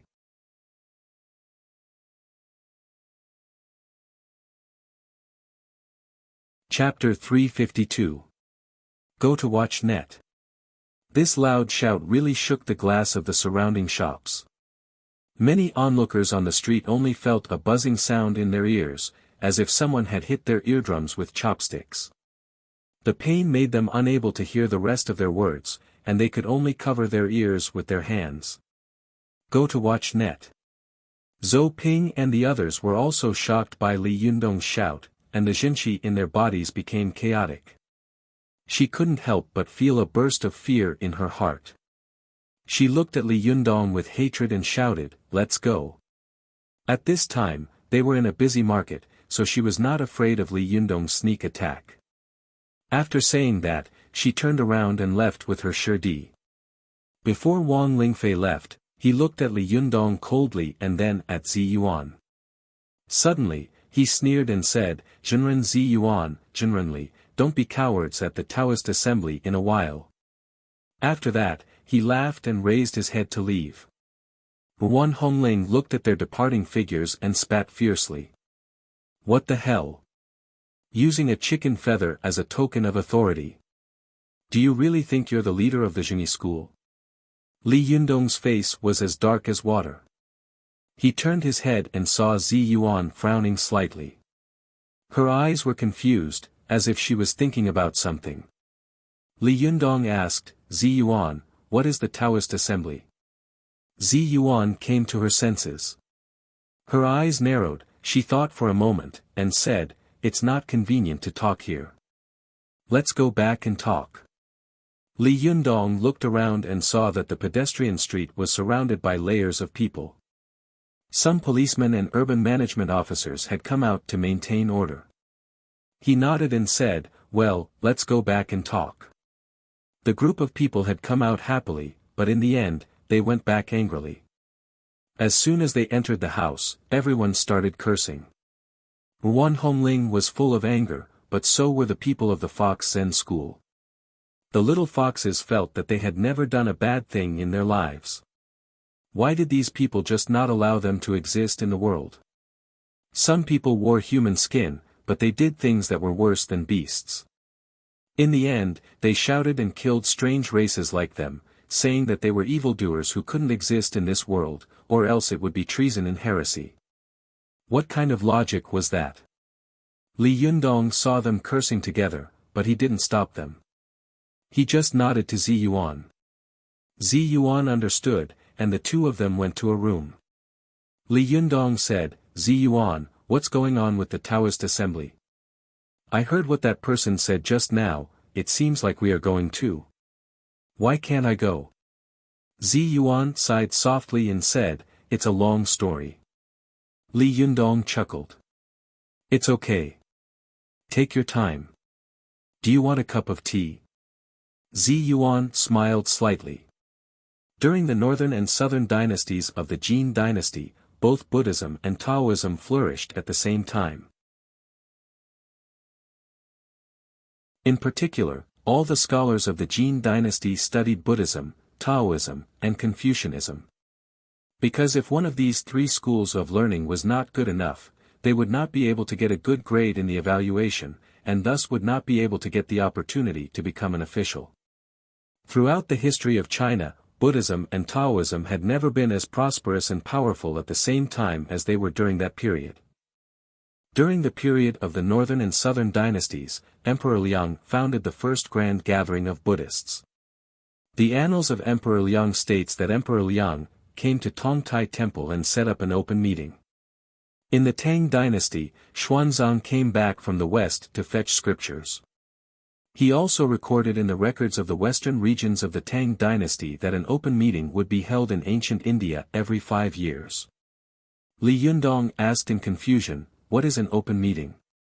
Zi Yuan explained, the open meeting refers to a kind of big meeting held by Buddhism to build up good karma. It is a meeting where everyone is treated equally, regardless of whether they are noble or lowly, monks or laymen, wise or foolish, good or evil.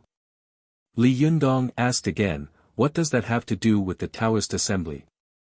Zi Yuan smiled and said, as I said just now, during the period of the northern and southern dynasties of the Jin dynasty, Buddhism and Taoism flourished at the same time. But in the Tang dynasty, especially when Emperor Taizong respected Buddhism, he held an open meeting every 5 years.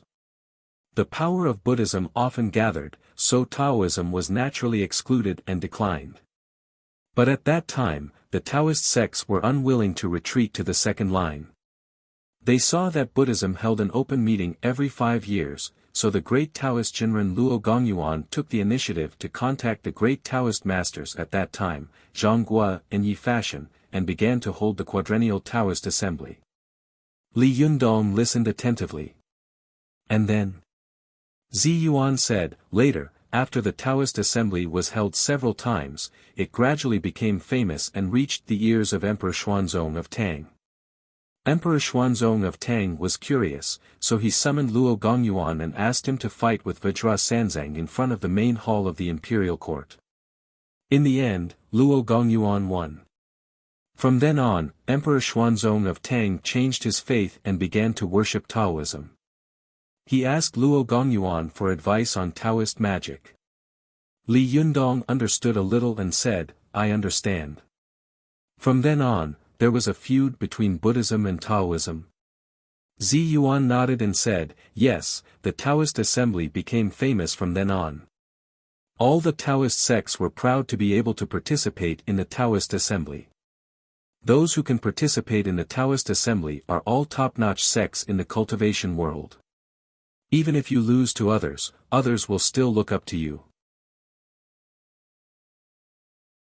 But if you can't participate, others won't even look at you in the eye. Li Yundong sneered and said, why should I care what they think of me? Zi Yuan shook her head and advised, Li Yundong, you can't say that. Although we often call ourselves Taoists, in fact, we are Taoists. Taoism pays attention to inaction and non-competition, while Taoism pays attention to the struggle between man and heaven. The process of a person's cultivation is the process of constantly fighting against himself and heaven. Therefore, our Taoist sect seems to be peaceful, but in fact, it is the most fierce and heaven-defying sect. Now that you have taken over the Fox Zen school, I believe you can also feel it. If you don't fight, you will starve to death in less than a month. If you want to open a tea shop, you will naturally have competitors. In the face of your opponents, how can you not fight? If you don't fight, you will have no money. If you don't have money, you will starve.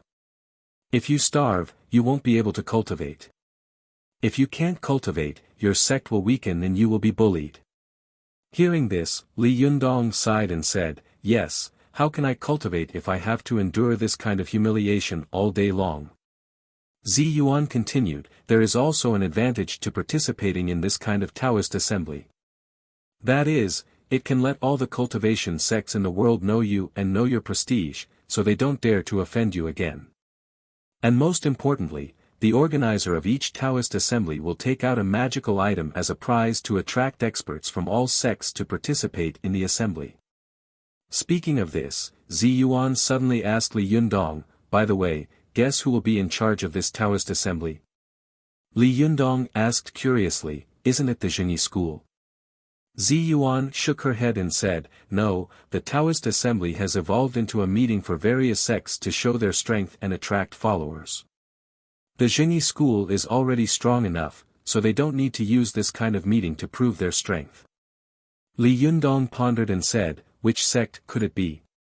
Zi Yuan's eyes flickered and she said meaningfully, "It's the Gezhou sect of external alchemy."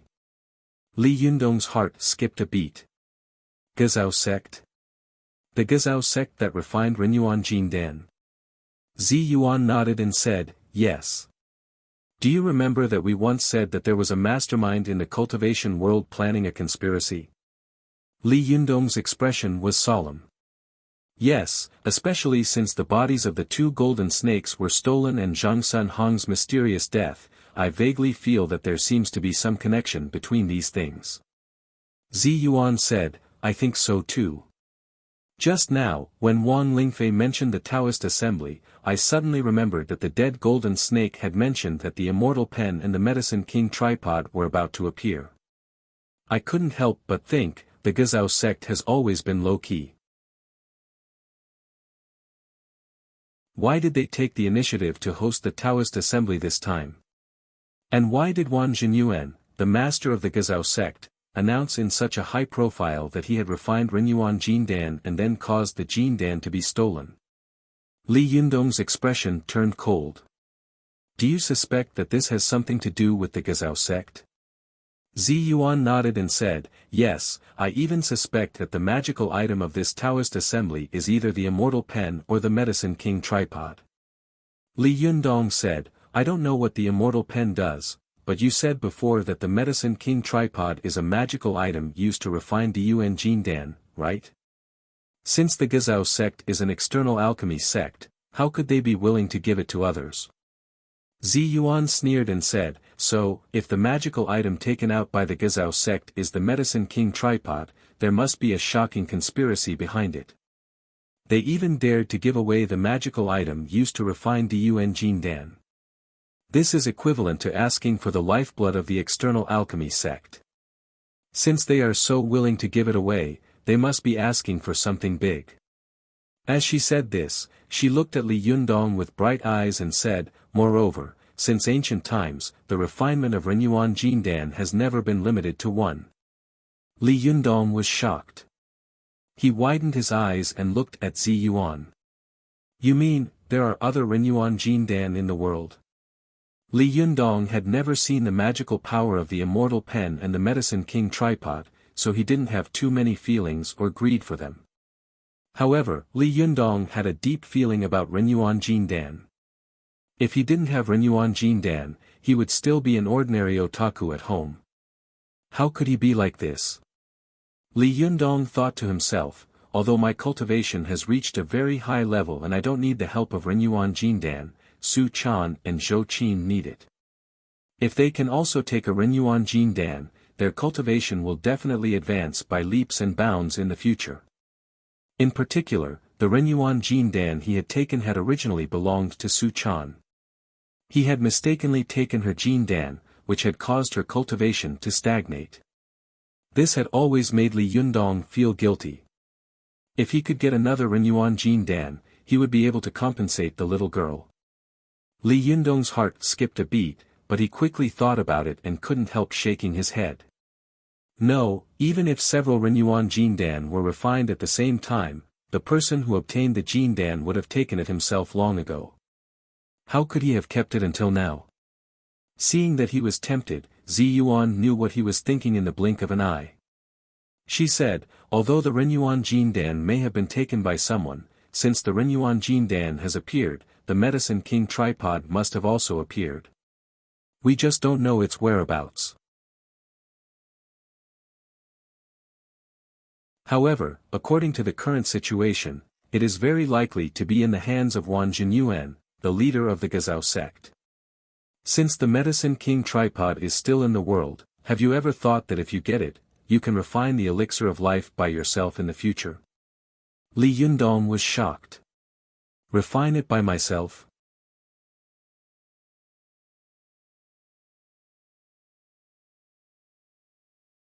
Chapter 353. Go to watch net. When Li Yundong heard what Zi Yuan said, he was extremely surprised. In his eyes, Zi Yuan had always been an elegant and modest fairy who stood aloof from worldly affairs. But suddenly, she said such a thing, which was simply encouraging him to snatch the Medicine King tripod, an extremely hot powerful magical weapon. Whether he could snatch it or not was another matter, but even if he did, he would definitely become enemies with all the outer sects in the world. Li Yundong looked at Zi Yuan in surprise and said, "Didn't you say that you shouldn't let me have too deep of a grudge, so that I wouldn't be able to do anything in the future?" Zi Yuan's expression was surprisingly serious. She said, "Extraordinary times call for extraordinary things. I vaguely feel that something big is going to happen in the cultivation world. Under such great changes, if our cultivation is not strong enough, it is very likely that our bodies and souls will be destroyed." Zi Yuan fixed her eyes on Li Yundong. She sighed softly and said, "Since the battle of Mount Tianlong, I have seen that you have been busy with worldly affairs every day and have had no time to cultivate. Although your cultivation is still strong, you and I both know that your cultivation quotient has hardly improved. Otherwise, with your strength, you should have reached the advanced realm of the sixth heaven long ago and been able to cultivate your Yin spirit into Yang spirit." Ever since Li Yundong had become famous after the Battle of Mount Tianlong and defeated Zi Yuan had never given him any guidance in cultivation. At this time, Li Yundong suddenly looked embarrassed when he heard Zi Yuan's words. Go to watch net. Zi Yuan continued, "I know that as the leader of a sect, you have to worry about the livelihood of so many people. It's difficult for you to cultivate if you are trapped in the secular world, so I suggest that you find another way. Otherwise, if you continue to cultivate at your current speed, you won't be able to reach the Yuanying phase in 100 years. These words aroused the pride in Li Yundong's heart. He thought to himself, "You have reached the Yuanying phase at the age of 20. Can't I reach the Yuanying phase at the age of 120? How dare you? There should be a limit to looking down on others. Tonight, I will cultivate to the Yuanying phase for you to see." Li Yundong had been busy making a living these days, so he had indeed lost the drive he had when he was going through the heavenly tribulation. At this time, he had been provoked by Zi Yuan and made up his mind. His temperament and momentum had changed. Li Yundong didn't intend to say any heroic words to her. He just wanted to go back to his room and start cultivating. He wanted to prove it to her with his actions. Zi Yuan was smart and naturally noticed the change in Li Yundong. She laughed in her heart, but her face didn't change. She still said, "I've already said everything. You can decide whether to go to the Taoist assembly or not. You can also decide whether to snatch the Medicine King tripod or not. I'll go back to my room first." Li Yundong watched her walk out of the door and thought for a while in the room alone. Not long after, Zhou Qin came back with the business license that had been approved. Li Yundong called her into the room and asked her a few questions about the license. Then he asked her to tell Su Chan and the others not to disturb him later. He wanted to meditate and cultivate. After Zhou Qin left, Li Yundong sat cross-legged on the bed. Not long after, the Jinqi in his body slowly flowed out of his 2 kidneys, like a warm current flowing through his whole body. After a while, he entered a deep meditative state and transformed into his original God spirit in his spirit space. Li Yunyang controlled his three-headed and six-armed god to go up to the sky and down to the ground in his spirit space. He could make it become whatever he wanted. He had really reached the great freedom realm of God manifestation and changing at will. But after Li Yundong operated like this for a while, he suddenly thought, why can't I change my Yin spirit into the shape of 3 heads and 6 arms? Thinking of this, Li Yundong quickly condensed his Jinqi into the Niden of the lower Dantian in his lower abdomen. It didn't take long for his Yin spirit to jump out. But after jumping out, Li Yundong looked at himself and found that there was no change at all. Not only did his Yin spirit not grow stronger, but there were faint signs of regression. Li Yundong's heart trembled. He tried to use his mind to control the appearance of his Yin spirit, but after trying for a while, he found that his Yin spirit had not changed at all. For a moment, Li Yundong couldn't help but fall into deep thought. Why can the God spirit of my spirit space change at will, but my Yin spirit can't change at will? Li Yundong thought about the various Buddhist and Taoist classics he had read one by one. He suddenly remembered the poem of the 8th phase of the heavenly Jindan technique he had read. It had once said, the 8th phase of the heavenly Jindan technique is in the lower regions, and the Zhou Xing embryonic breath nurtures the baby. Sometimes the fire burns the elixir cave and goes deep into the cold spring to play with the red turtle. Thinking of this, Li Yundong suddenly had an idea. He thought to himself, when I practiced the heavenly Jindan technique before, I woke up naturally when I reached the 8th phase. I didn't completely finish the 8th phase. Why don't I try to completely finish the 8th phase today? Thinking of this, Li Yundong took back his Yin spirit. He thought again, before, when my Yin spirit left my body, it was the Jinqi of the 5 internal organs that drove my Yin spirit out of my body. That is to say, my Yin spirit qi came from my heart, liver, spleen, lungs, and kidneys.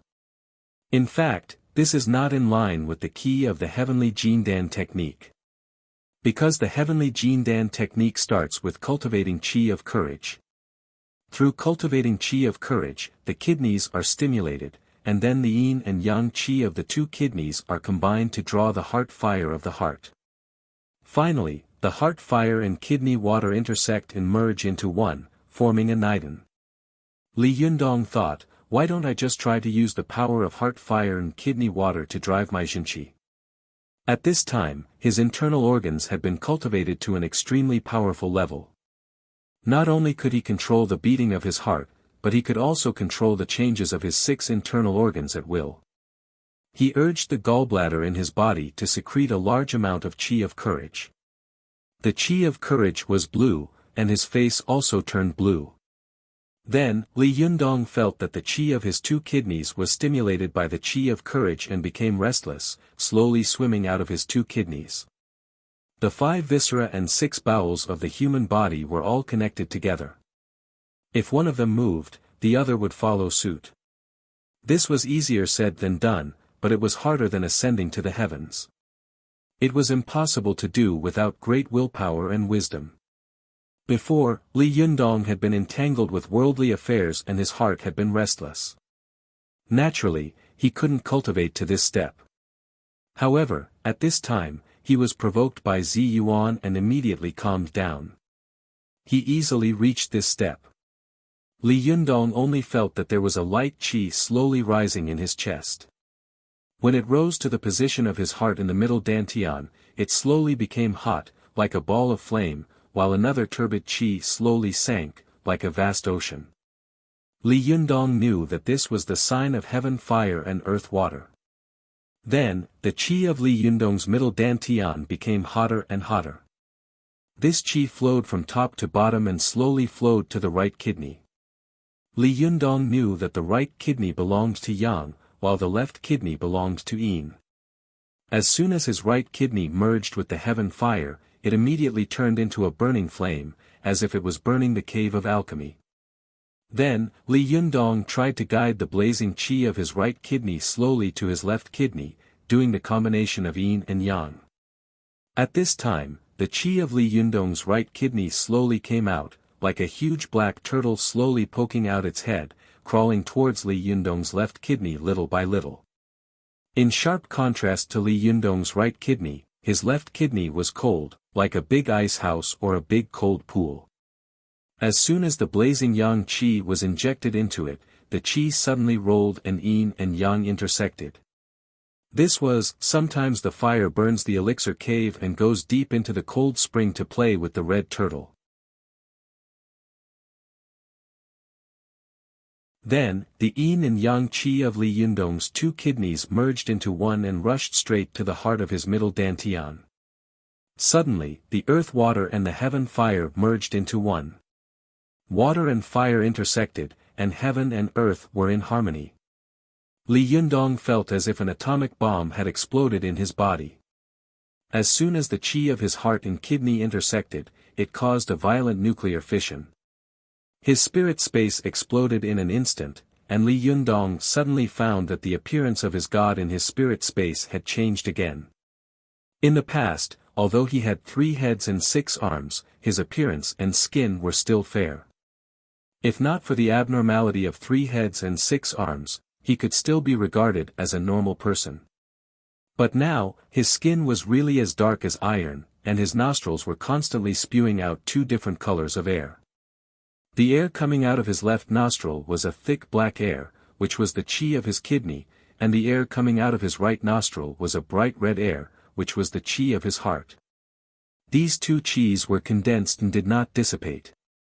They lingered around his god, like a red and black cassock draped over his body, or like 2 auspicious clouds holding his dharmakaya. Li Yundong was overjoyed.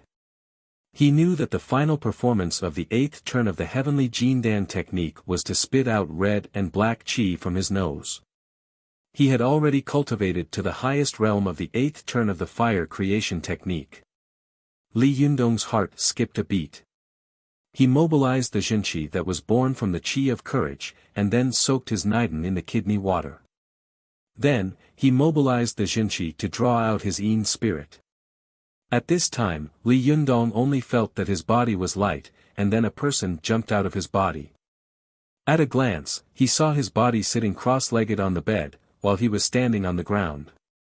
Li Yundong found that at this time, not only had his body not grown bigger, but it had become smaller. Especially his arms, which were so small that they were like those of a newborn baby. Li Yundong was stunned. He tried to use this hand to pick up something, and as expected, he easily picked it up. Li Yundong couldn't help laughing. He knew that he had finally cultivated to the yuanying phase and refined his own yang spirit. Once a cultivator cultivated the yang spirit, he would be free from the 5 wheels of life and death, no longer be bound by the shackles of birth, old age, illness, and death, and could be called a Jinren. Before Li Yundong could stop after his success, he suddenly heard a soft knock on the door. Li Yundong's heart skipped a beat. Relying on his small yuanying body, he found a place to hide. He thought to himself, it's either Su Chan or Zhou Qin. I'll scare them. Li Yundong was secretly proud of himself, but he didn't expect that after the person pushed the door open, he would be stunned when he took a closer look. He saw that the person at the door was holding a plate with a soup bowl on it. She had a graceful figure, a romantic aura, and a beautiful appearance. It was Chao Yi, who had a high prestige in the Fox Zen school. Li Yundong asked curiously, "What is she doing here? Didn't I tell them not to disturb me?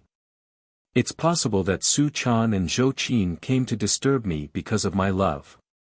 But I don't think they will disturb my cultivation." While he was hesitating, he saw Chao Yi's eyes flickering at the door. She hesitated for a moment, as if she was hesitating whether to enter the door or not.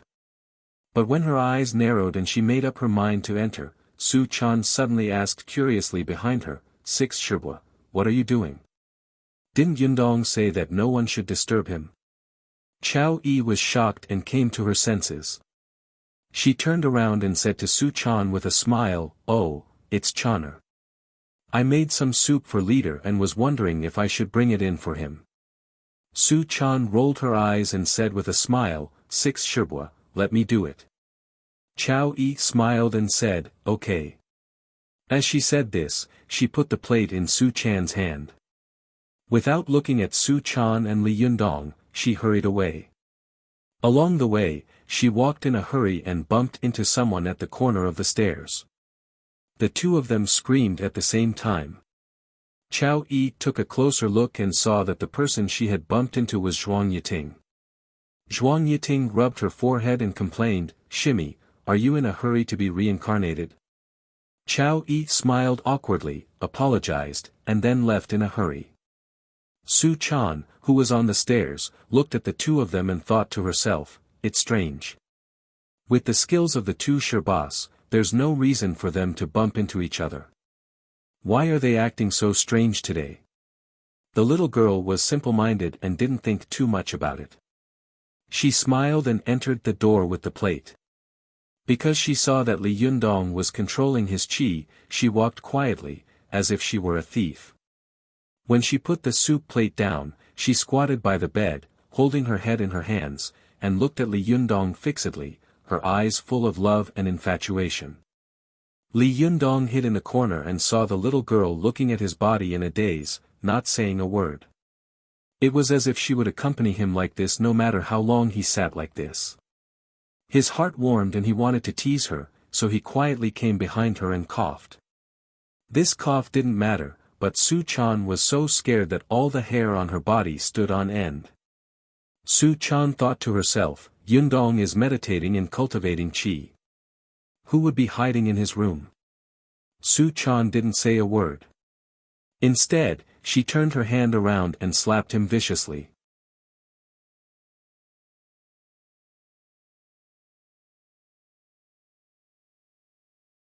Chapter 354. Go to watch net. Su Chan's slap startled him. He hadn't expected that Su Chan would slap him. Watch net. 7 K.O.M. Su Chan had always been known for her speed. Her palm was as fast as lightning, but Li Yundong was in the body of a child at the moment. The palm narrowly brushed past his head and dodged Su Chan's attack. Seeing that Su Chan was about to slap him again, Li Yundong immediately jumped to the side and shouted, Hey, do you want to kill your husband? Only then did Su Chan turn around. She looked around and saw a naked child standing not far from her.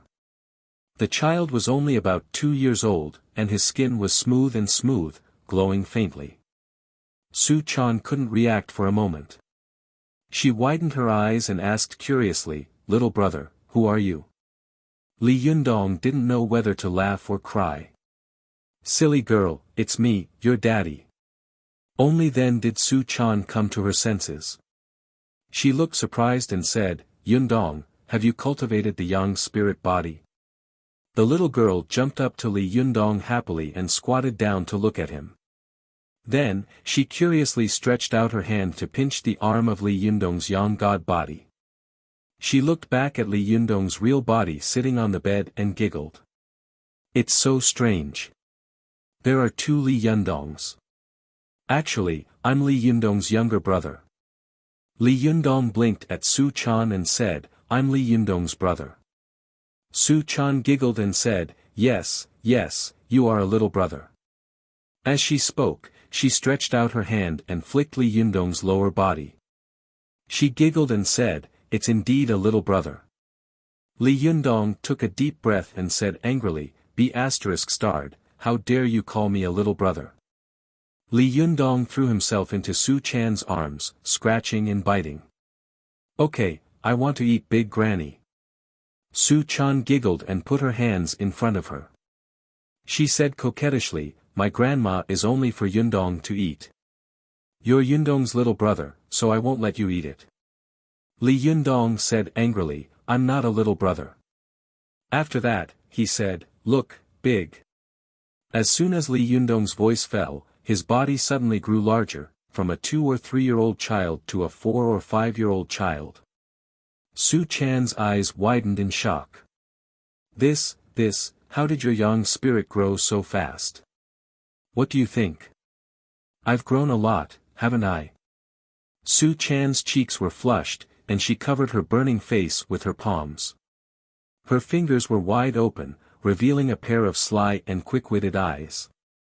She giggled and said, "It's only a little bigger." Li Yundong was displeased. He secretly mobilized his Jinqi and said, "Increase, increase." In the blink of an eye, Li Yundong's young spirit body grew a little bigger. At this time, he looked like a 15 or 16-year-old boy. From his face, one could vaguely see his appearance. Li Yundong said proudly, "How is it? It's really big this time, isn't it?" Su Chan giggled. Yes, yes, big. Master. Hurry up and put on your clothes. I'm so embarrassed. You're so shameless. Li Yundong chuckled. With a thought, his naked young spirit body put on his clothes again in the blink of an eye, looking no different from a normal person. Only then did Su Chan put down her hand that was covering her face. She giggled and said, "That was close. I almost saw it just now."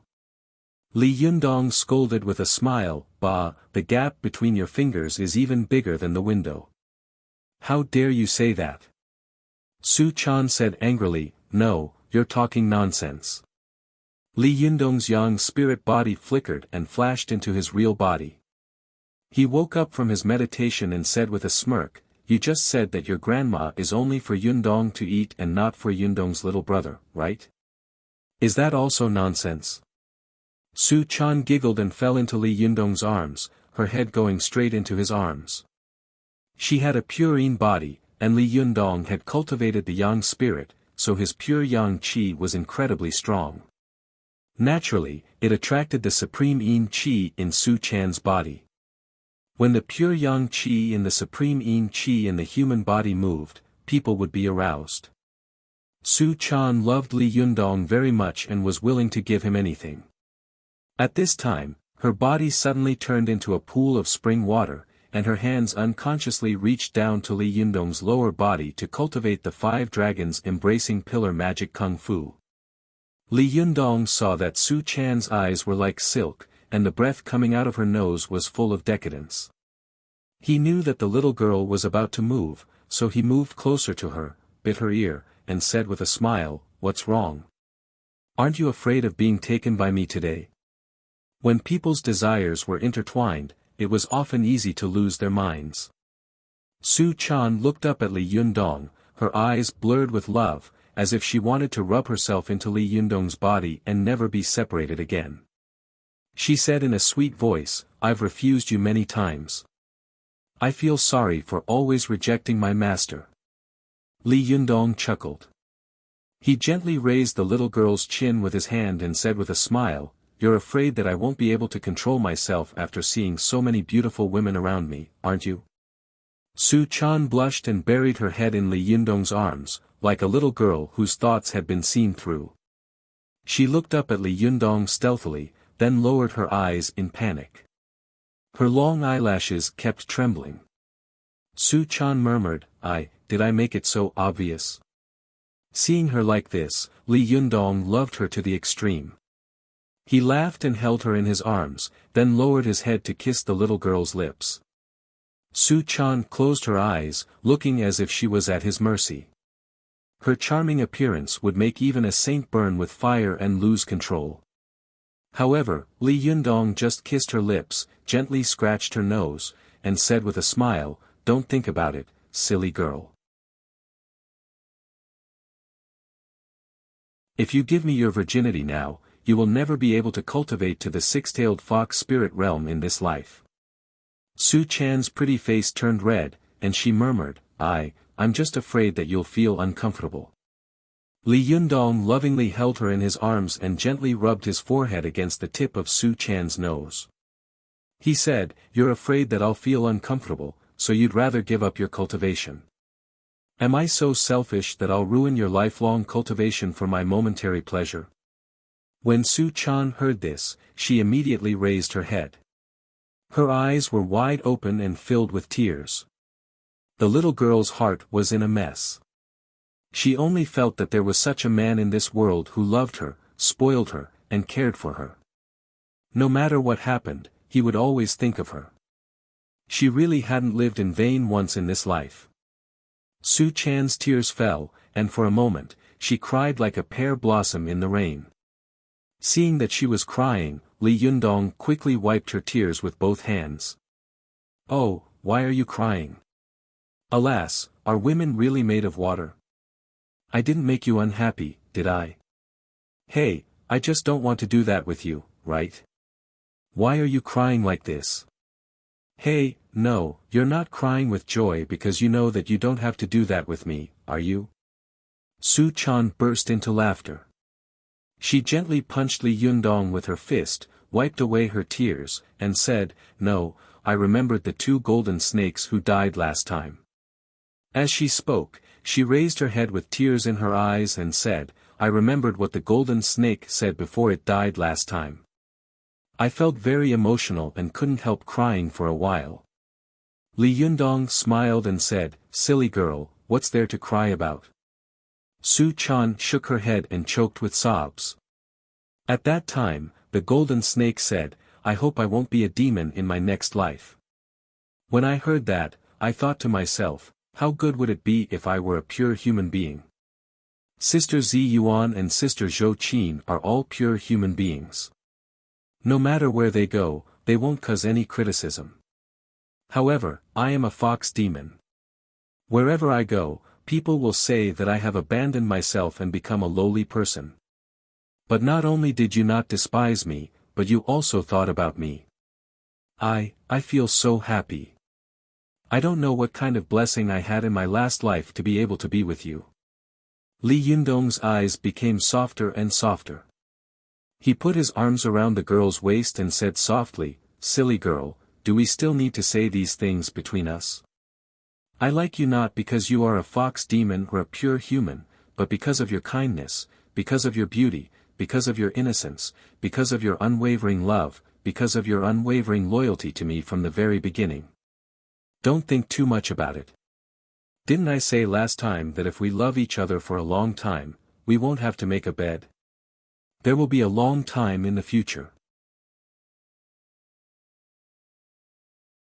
Are you afraid that you won't have time to have fun with me?" At first, Su Chan's eyes became more and more charming as she listened. Especially at the end, she burst into laughter. It was really like 100 flowers blooming at the same time, and it was amazing. Li Yundong patted the girl's head with a smile and said, "If you really want to have fun with me, hurry up and cultivate. When you reach my level, we can do it." Su Chan giggled. She suddenly seemed to think of something, and a pair of clever eyes rolled around in her eye sockets. As soon as Li Yundong saw her like this, he laughed and said, "What did you think of? Tell me quickly." Su Chan looked at Li Yundong shyly and timidly and said softly, "In fact, we have a way to cultivate faster." Hearing this, Li Yundong smiled and said, "What way?" Su Chan said shyly, "There are actually only 3 ways for us demons to cultivate.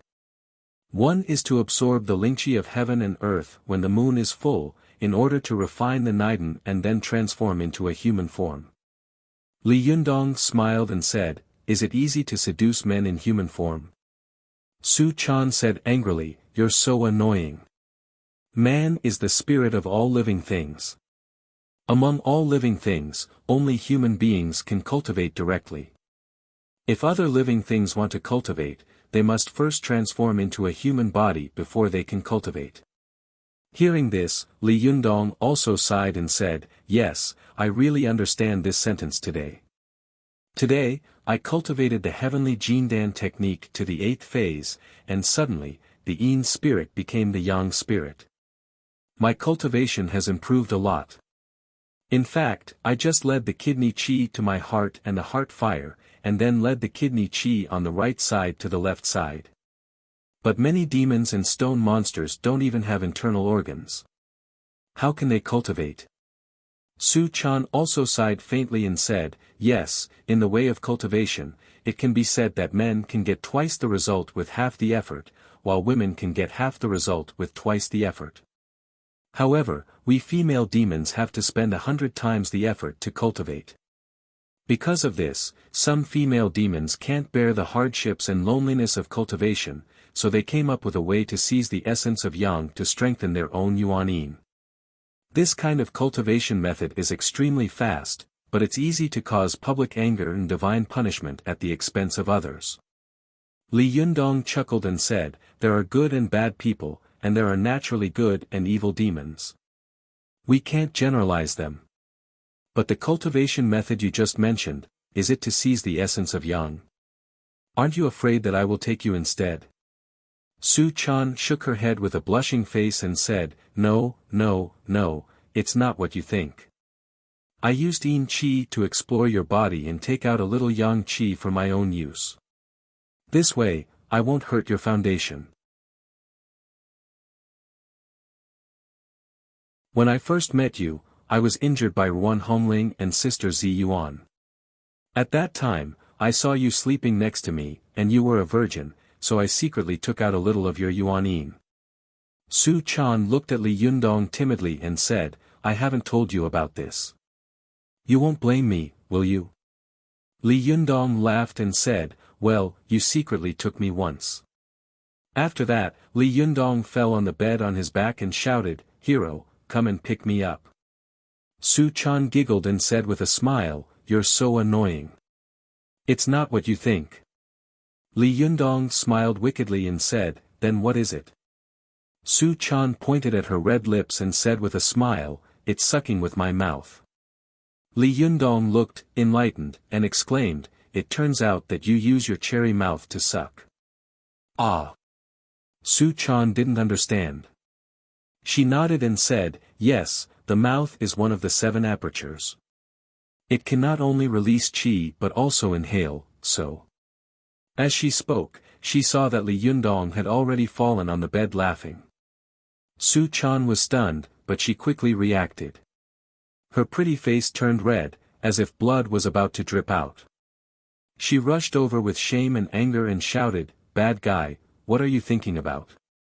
Li Yundong laughed and hugged the little girl on the bed. Well, I might have something to do next week, so I'll bring up next week's explosion to this week. Judging from the current situation, the 7th on the flower list should be able to sit still. For the time being, I'll still do it every day from midnight to Monday. I'm sorry for the trouble I've caused my readers.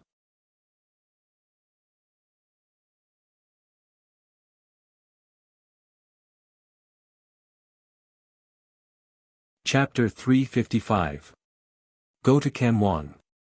The two of them laughed for a while before Li Yundong held back his laughter and helped the girl sit up.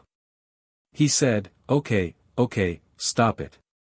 Tell me, what do you want me to do? Su Chan snorted like a general who had returned to the court after a victory. She said proudly, didn't the famous Shinran Li also beg for mercy from me? Li Yundong smiled and said, yes, Lord Fox Immortal. Please tell me quickly. I will do as you say. Su Chan said with a smile, just close your eyes. Li Yundong closed his eyes curiously and puzzled. Before long, he felt a burst of cold air coming into his mouth. This yin qi immediately stimulated the yang qi in his body. Li Yundong felt that if he didn't control it, the yang qi would automatically flow out with the yin qi. Go to Kanwon. 7 K.O.M. This went on for less than a minute. Su Chan suddenly smiled and said, okay. Li Yundong opened his eyes and saw that Su Chan's face was glowing. Her skin was so delicate that it seemed to be shining. Li Yundong asked curiously, wow, did you eat ginseng fruit? Did you regain your youth? Su Chan said with a smile, bah, you're old. I only absorbed a little bit of your yang qi. Is the change obvious? Li Yundong looked Su Chan up and down and said in amazement, yes, the change is obvious. You can be a spokesperson for cosmetics. Who wants you to be a spokesperson? Wow, that product must be very popular. Su Chan blinked her eyes and said, really? Can you make a lot of money? Li Yundong saw that she was really interested, so he quickly said, No, you are my girl. How can you step into the entertainment circle? The water in the entertainment circle is too muddy. How can I let you step into it? No, absolutely not. Su Chan was just saying it casually. Seeing that Li Yundong strongly opposed it, she didn't insist. She smiled and said, Well, I'll listen to my master. Li Yundong reached out to pinch Su Chan's cheek with a smile. As soon as his hand touched it, he immediately bounced it away and said in an extremely exaggerated tone, Wow, it's so elastic. Su Chan couldn't stop giggling at his teasing. You're so mean. Li Yundong smiled and said, The change is quite big, but I feel that you didn't absorb much yang qi. Why did you change so quickly? Su Chan sighed softly and said, This is the power of us demon cultivators.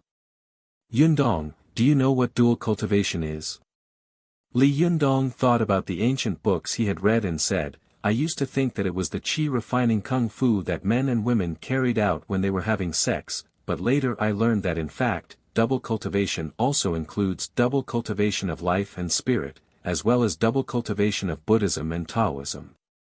Double cultivation of Buddhism and Taoism at the same time does not only refer to double cultivation when men and women are having sex. When it came to cultivation, Su Chan was no longer her usual cheerful self.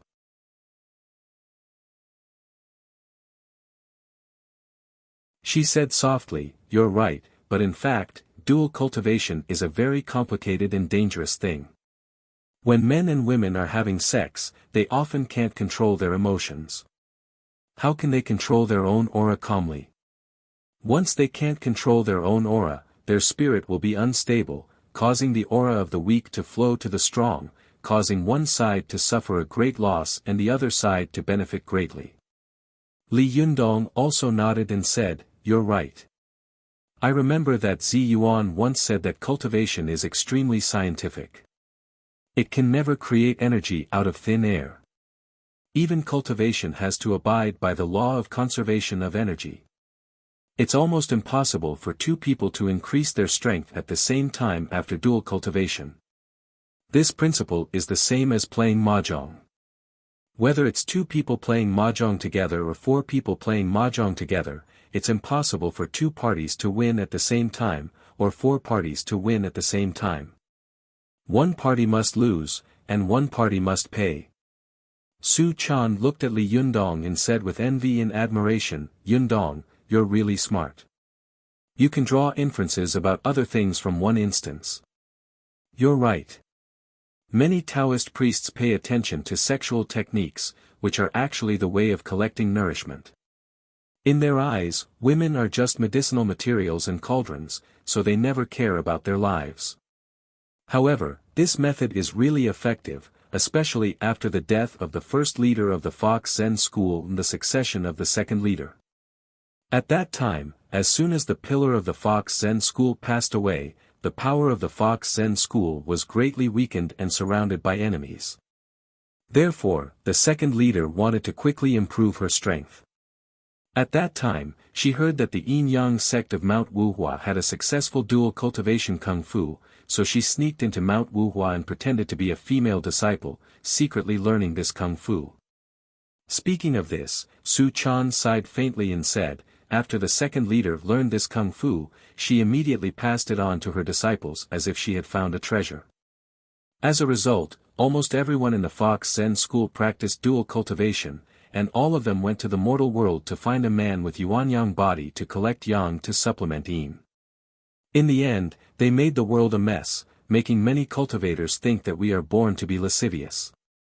Li Jiandong said curiously, but I've been dealing with you for a long time. Whether it's your master Ao Wushuang, Chao Yi, or the others, I've seen that although they all have coquettish faces and romantic figures, they are quite dignified and chaste, and have not done anything dissolute. Su Chan said, that's because after the second and third generation leaders of the Fox Zen school, the fourth generation leader, the mystical silver fox, took over the position of leader. At this time, the Fox Zen school was already notorious. It was like a rat crossing the street, being beaten and killed by cultivators. The most terrible thing was that the cultivators of the Fox Zen school found that once their Niden, which had been cultivated by collecting yang to supplement yin, met the Niden of the orthodox Xian men, it almost collapsed at the first touch. At this time, the mystical silver fox summed up the experience and lessons of the previous 2 generations of leaders. She believed that although the way of dual cultivation was successful, it lacked tempering and polishing. It was opportunistic and not enough to be the right way. Therefore, she abandoned the kung fu of dual cultivation and turned into an ordinary female disciple. She devoted herself to the Taoists and secretly learned the kung fu of the orthodox Xian men. However, the kung fu of the way of dual cultivation was too easy to master. It was really a little unbearable to abandon it all at once, so the mystical silver fox improved it. From the physical copulation of a man and a woman to the breathing of a man and a woman, the dual cultivation has since been divided into major dual cultivation and minor dual cultivation, Su Chan said with confidence. In a few words, she clearly explained the reason for the major and minor dual cultivation. She said, in this way, the disciples of the Fox Zen school don't have to risk the world's condemnation to do the harmful thing of collecting yang to supplement yin.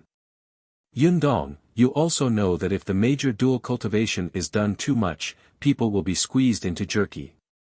As the saying goes, lust is a bone-scraping knife. This is exactly the reason. Li Yundong laughed and said, I understand. This is actually the same as the 8 cycles of fire cultivation technique I practice. My 8 cycles of fire cultivation technique also combines the qi of heart fire with the qi of kidney water in my body, and the yang qi of the right kidney with the yin qi of the left kidney.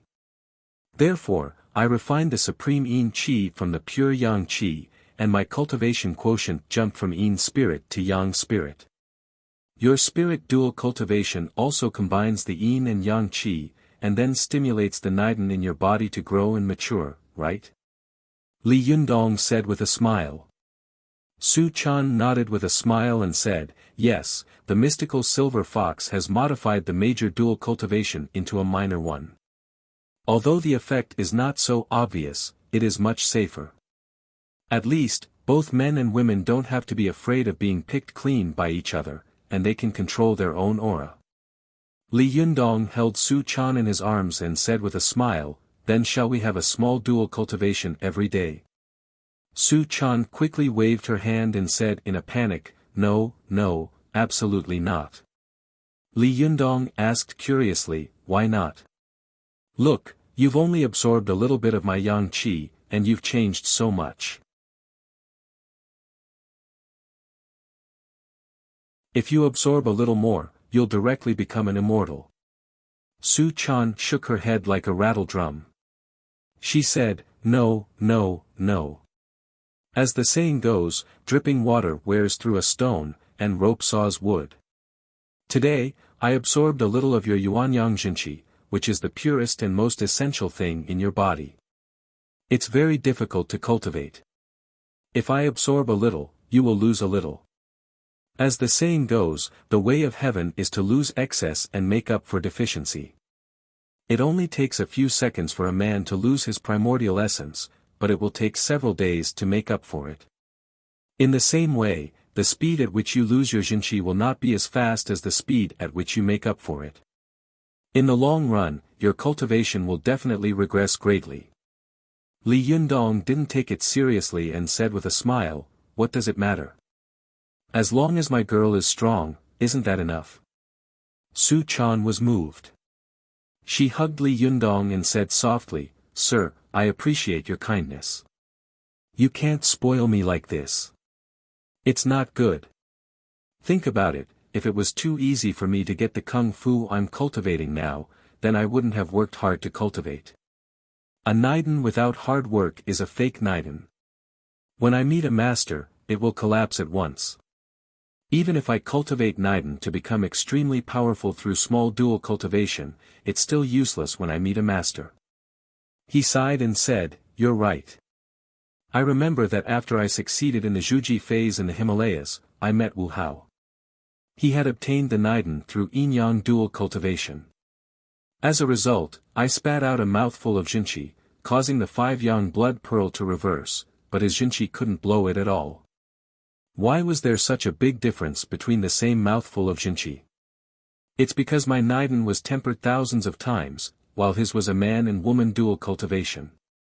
It's like on one hand, there are veterans who have been through hundreds of battles, and on the other hand, there are old soldiers who are content to enjoy themselves. Although they are both soldiers and can fight with guns, once the bayonet is red, the difference between the two is too big. As Li Yundong spoke, he lowered his head and looked at Su Chan with appreciation and love on his face. He gently stroked her head and said, "Well, my girl is really sensible. She really knows how to improve herself." Good. After receiving Li Yundong's praise, Su Chan's heart was sweeter than honey. She nodded with a smile and said, "Well, I will work hard. When my Jinchi is strong and vigorous, I will ask you to teach me the heavenly Jindan technique." Li Yundong laughed and said, "Okay." But in his heart, he thought, cultivation is about accumulation over time. When Su Chan's Jinchi and Nigong are cultivated well, I'm afraid it will be too late. No, I have to think of another way. It's a pity that I've already eaten the Renyuan Jindan, and the other Renyuan Jindan is still missing. However, the Medicine King tripod that Ziyuan mentioned before is indeed a good treasure. But I don't know where it is, and I don't know how to refine pills.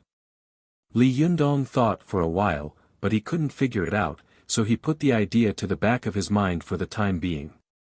He just remembered it in his heart. At dawn the next day, Zhou Qin knocked on Li Yundong's door early in the morning. Li Yundong opened the door and saw that Zhou Qin was dressed in a student's uniform. Wan Hongling was standing next to her, also dressed in a student's uniform. He asked curiously, "What are you dressed for?"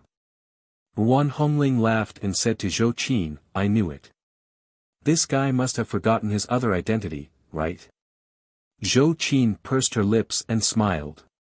"Master, don't tell me you've forgotten that you still have to go to school. You've been absent for many days, and so have I. If I don't go to class, I'll be disqualified." Li Yundong patted his forehead and said with a smile, "If you hadn't mentioned it, I would have forgotten. Wait a minute, I'll go out in a minute." After washing up, he was about to go out with Zhou Qin and Wan Hongling. Su Chan saw him at a glance and jumped over, saying with a smile, "Are you going to school?" "I want to go too." As soon as she said this, the other little foxes also joined in. "Leader, we want to go too." When Li Yundong saw this, he immediately felt a headache coming on. He thought to himself, "Last time, you almost turned the school upside down. Are you going again this time? How can this be? Do you think I'm going on a spring outing?"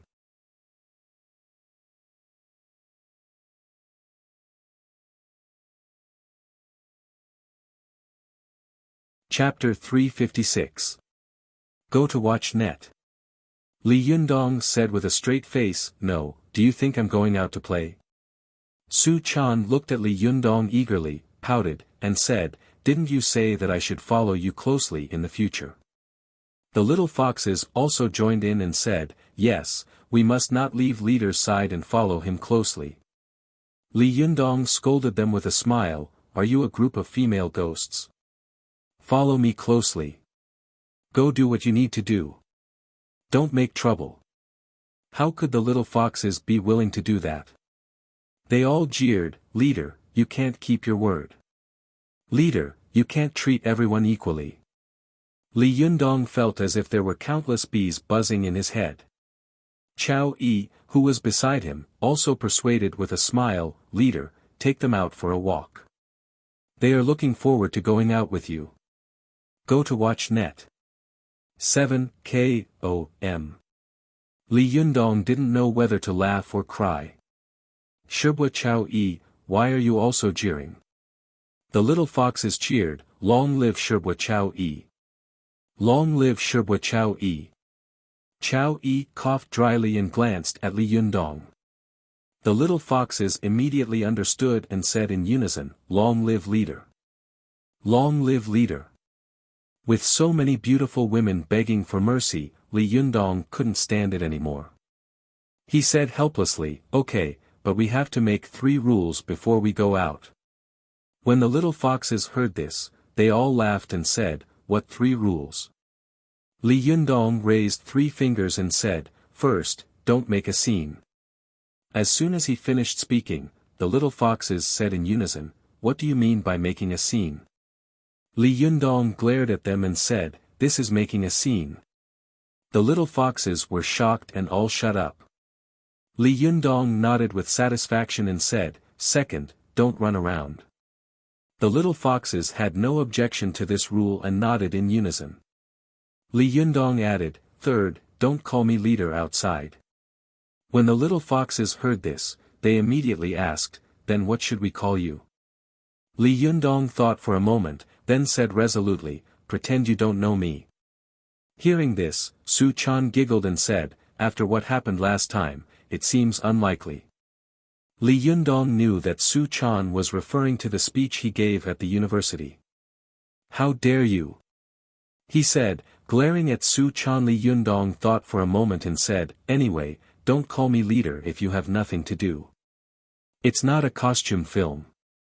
It sounds weird to outsiders. If there's anything, just call me by my name. The little foxes looked at each other and nodded. All right then. Li Yundong saw that although they were well behaved at this time, he felt strange in his heart, as if something was going to happen. However, words that had been said were like spilled water, and they could not be taken back. Li Yundong sighed. Forget it, let's go. I don't know what I did in my last life to provoke such a large group of people like you. When everyone in the Fox Zen school heard this, they all laughed.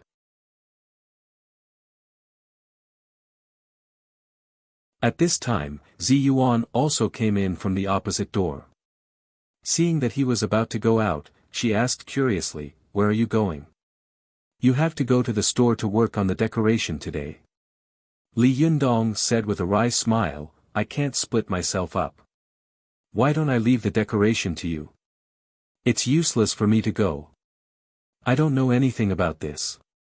Zi Yuan thought for a moment, then nodded and said, okay, that's it. Seeing this, Chao Yi took the initiative to say, Jinren Zi Yuan, why don't I help you? Zi Yuan glanced at Chao Yi and was a little surprised, but she still smiled and said, well, I can't do it alone. At this time, Lu Yuehong and Zhuang Yiting of the Fox Zen School said in unison, then let's go and help. Li Yundong smiled and said, that's good. Everyone has something to do. Let's divide the work and cooperate. The group of people laughed. Li Yundong took Su Chan, Zhou Qin, Wan Hongling, and the little foxes to the school, while Zi Yuan and the others went to the store to work on the decoration. When he arrived at the school, Li Yundong looked at the vibrant campus. He suddenly felt that the place he had stayed in for nearly 3 years was so strange. He sighed and said, I haven't been back for a while. It seems like a century has passed. I've almost forgotten that I'm still a student.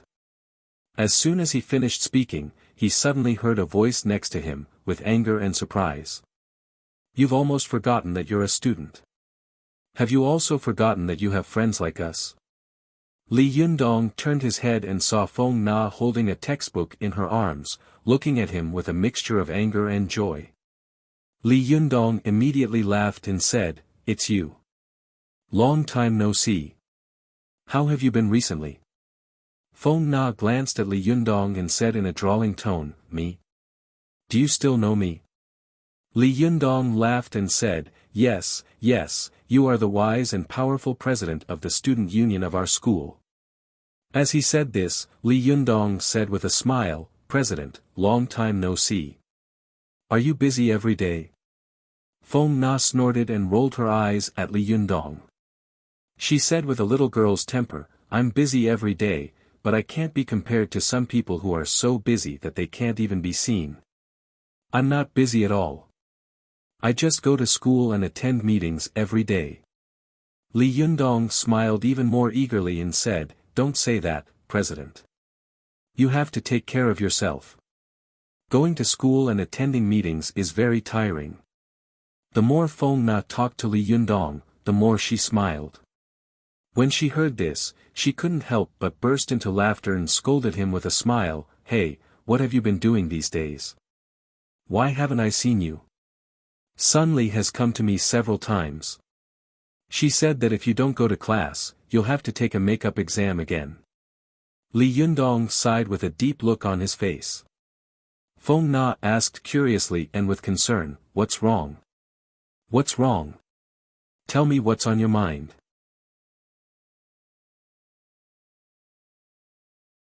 "If you don't say it, do you not regard me as a friend?" Li Yundong looked up at the sky and sighed. "Alas, these days, I can't eat or sleep well when I think about something. I can't sleep. I'm so anxious." His words made Wan Hongling, Zhou Qin, and Su Chan come over curiously and ask, "Li Yundong, what are you thinking about? Do you have to be so exaggerated? Yundong, what are you thinking about? Tell us, we can help you share some of the burden." "Ma. Li Yundong, what's on your mind?" Li Yundong glanced at them and sighed. "Alas, you can't help me. Don't ask." After that, he sighed. But the more Li Yundong didn't say anything, the more curious they became. They all urged him, "Say it, say it. There are no outsiders here." Li Yundong couldn't resist, so he sighed and said with a compassionate expression, "Every night, as long as I think about the fact that the motherland has not been unified and the world has not been peaceful, I can't eat or sleep well." Before he could finish his words, everyone burst into laughter. Feng Na laughed and spat, "Bah, have you been busy saving world peace these days?" Su Chan giggled, but didn't say anything. Zhou Qin covered her mouth and didn't interrupt. Only Wan Hongling laughed and scolded, "Li Yundong, you are too thick-skinned." Her voice was clear, and as soon as it came out, it immediately attracted the attention of the surrounding students. When many people heard Li Yundong's name, their ears suddenly pricked up. "Li Yundong? Where is he? Is he the Li Yundong who no one knows and has been wandering around Tiannan in vain? Damn, Jinrenli, I can't believe I saw him in person in this school. Am I hallucinating?" "Fellow Taoist, you're not hallucinating. This is the legend of our school, Li Yundong, Jinrenli, who is known as a pear blossom suppressing a begonia, and who is against eating shit without hesitation." These students whispered to each other for a while, and some of them simply shouted at Li Yundong, "Fuck you." These students, who had experienced the last incident in the school playground, all laughed. Li Yundong was not angry. He turned his head and said to Feng Na and the others with a wry smile, "Hurry up and go to the classroom. It's going to be crowded here." Sure enough, after a while, the news of Li Yundong's appearance on the campus spread, and in a short time, it had spread all over the campus. Many people who had never seen Li Yundong before were curious. "I've heard his name so much that my ears have become calloused. I've seen all kinds of photos and videos on the forum, but I've never seen him in person. Let's go and have a look." For a moment, these students all clustered around Li Yundong and followed him. The large group of people was like a torrent. Li Yundong smiled bitterly to himself. He turned his head to look at Feng Na and said, "Do you know why I don't come to school anymore?"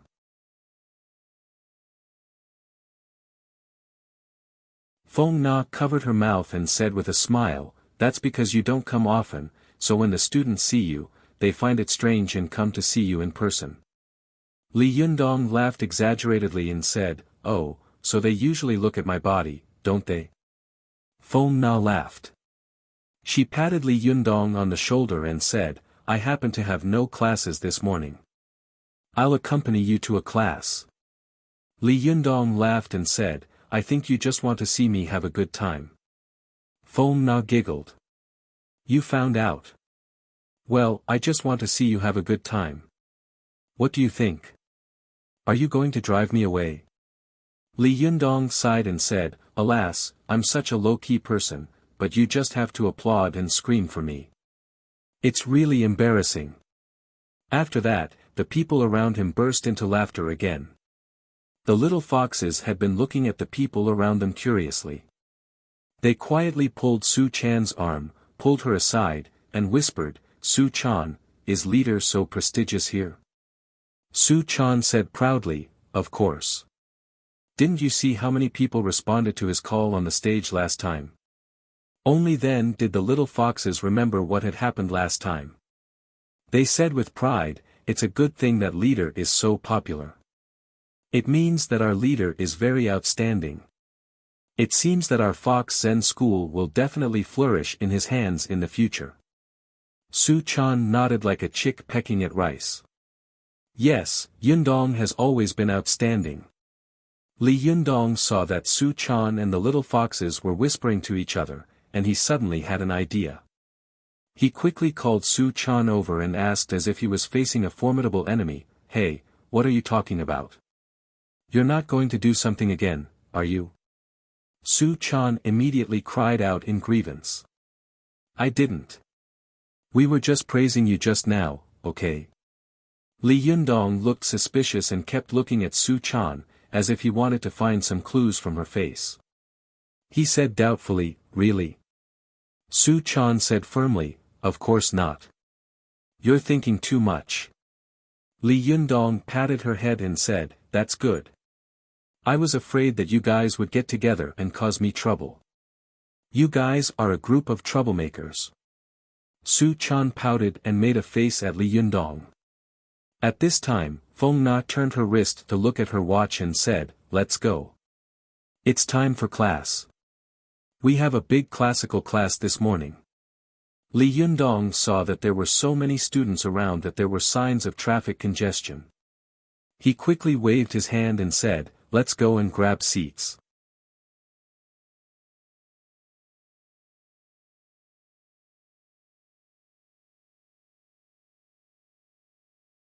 Chapter 357.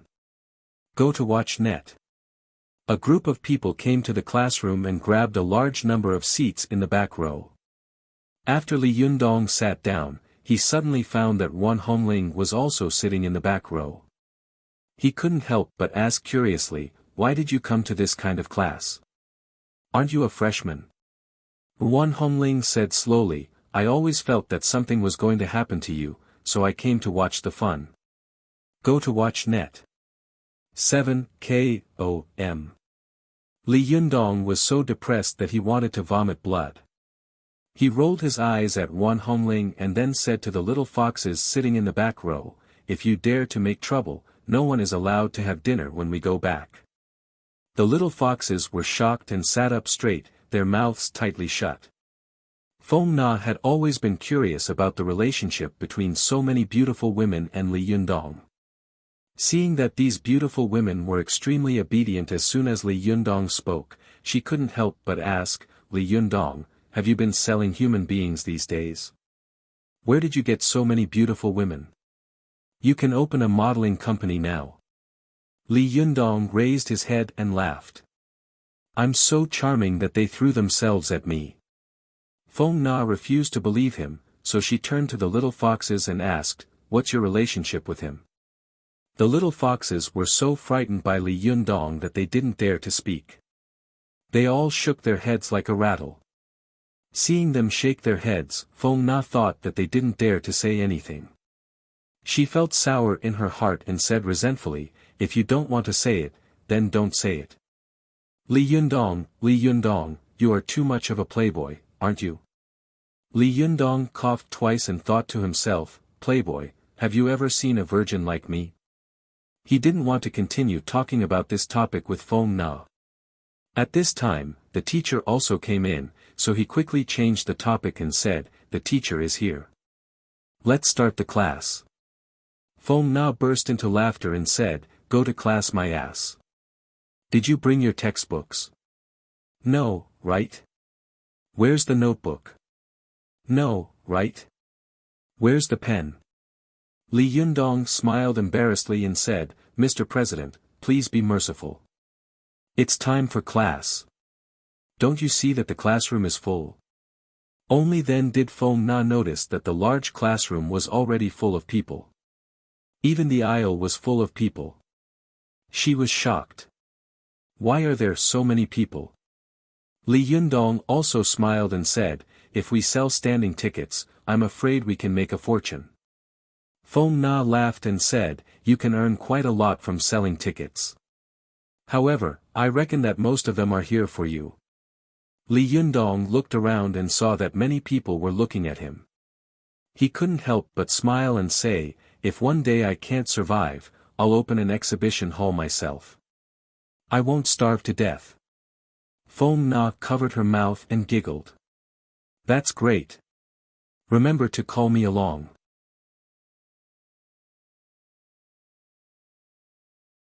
I'll help you collect the tickets and do some publicity. Li Yundong's heart suddenly skipped a beat. He thought, by the way, Feng Na can come and help me open the tea room. Should I tell her? Li Yundong thought for a moment and thought to himself, let's talk about it later. What if I lose money then?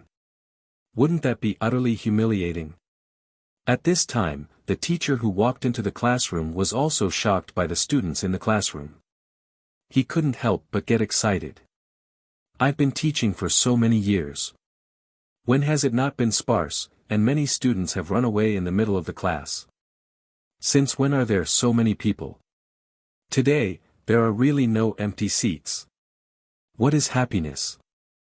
Happiness is that cats eat fish, dogs eat meat, and Ultraman fights monsters every day. Isn't the teacher's happiness counting on the students in the classroom to listen to his class every day? The teacher of the classical class was surnamed Hua. He was an old pedant with a head full of gray hair. He was so excited that his blood was boiling, as if his youth, which he hadn't seen for many years, had returned to his body. Mr. Hua coughed on the podium and said excitedly, students, let's start the class now. The students under the podium were chattering and whispering, as if they hadn't seen him at all. Mr. Hua was suddenly in a difficult position. He looked embarrassed and said a little louder, students, it's time to start the class. But the voices below did not diminish. Instead, they became louder. Mr. Hua could hear them clearly from above. Some of the girls were chattering and saying, hey, which one is Li Yundong? Well, there's the 10th person in the back row. Can't you recognize him? He's so easy to recognize. He's sitting in the middle of a group of beautiful women. Ah, it's true. This time, I finally saw him in person. Last time, I didn't see him clearly on the rostrum, but I heard that he objected to us eating sh*t. Bah, you're the one eating sh*t. Mr. Hua was very depressed. He thought to himself, it turns out that so many students aren't here for my class, are they? Are they all here for Li Yundong? Isn't this too hurtful? Mr. Hua felt as if someone had poured a basin of cold water on the enthusiasm in his heart. His heart was cold, but on second thought, he thought, no, what is a teacher for? Isn't it just to educate students? The more it is like this, the more I have to educate these students. Mr. Hua regained his confidence on the podium and thought to himself, I don't believe that the content of my lecture can't attract you. Ignoring the noise under the podium, he began to teach with a wireless microphone. The sound of the lecture was loud and piercing, making the students grimace. They covered their ears and said one after another, F***ck, is the teacher on drugs or cheating today? Why is he speaking so loudly? Immediately, a student shouted, Teacher, your voice is too loud. We can't stand it.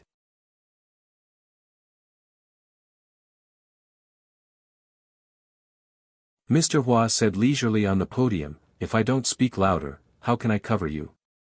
The students under the podium burst into laughter.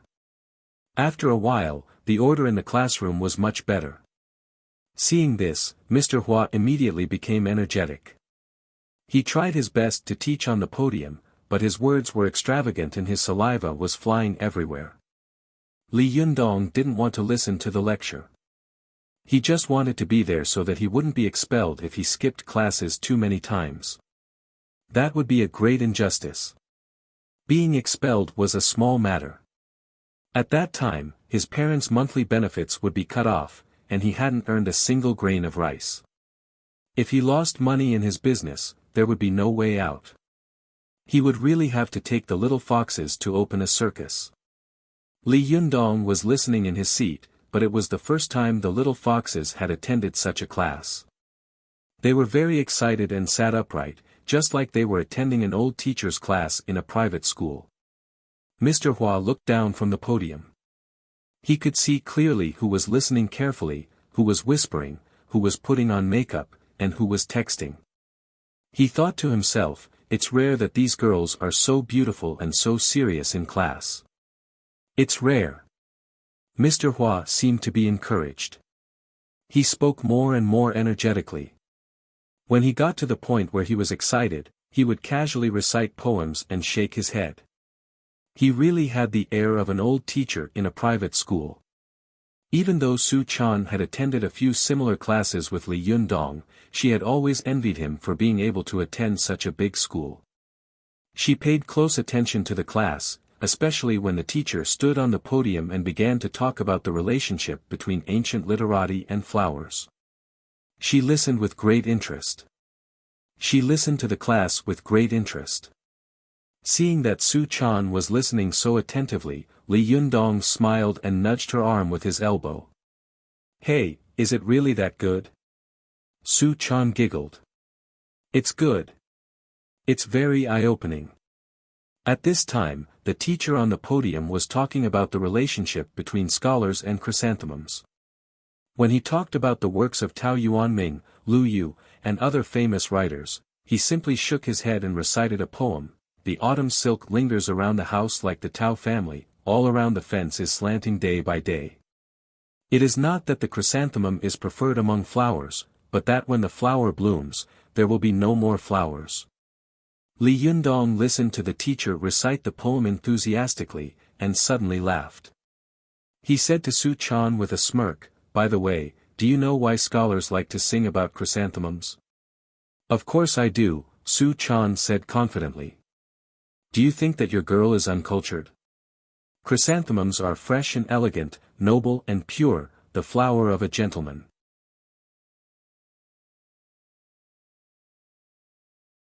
Therefore, ancient scholars used chrysanthemums as a metaphor to show their nobility and the heart of a gentleman. Li Yundong shook his head with a smirk. No, that's nonsense. Su Chan's mouth opened wide. Huh? She asked in confusion. That's not right.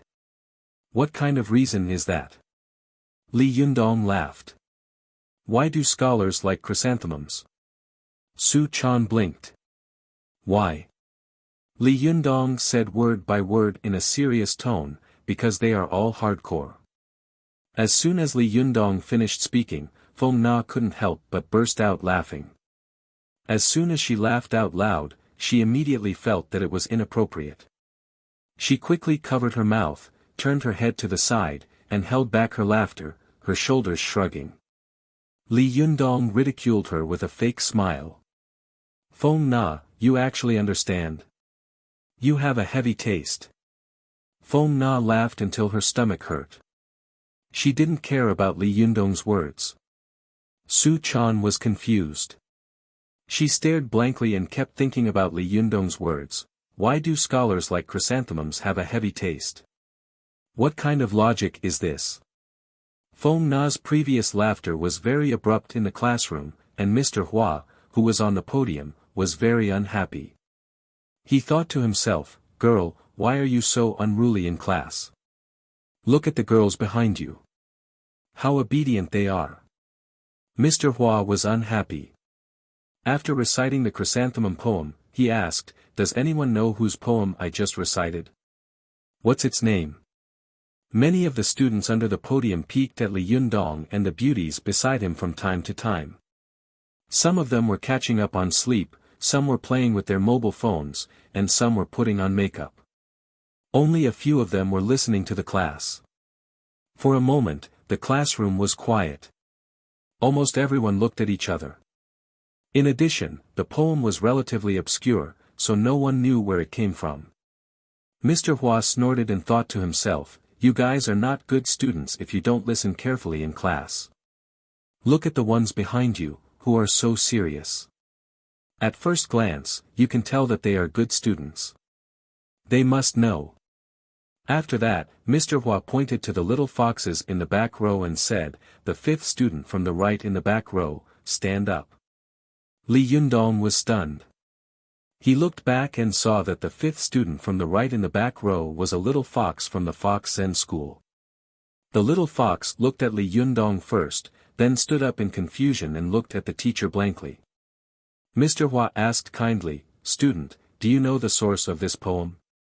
The little fox thought to herself, "I know, but leader didn't let us talk before." So she shook her head. Mr. Hua was greatly shocked. He looked depressed and pointed to the little fox next to him. "What about you? Do you know?" Another little fox also stood up. She saw that her Shiji hadn't spoken before, so of course she couldn't speak either. She also shook her head in silence. Mr. Hua was depressed.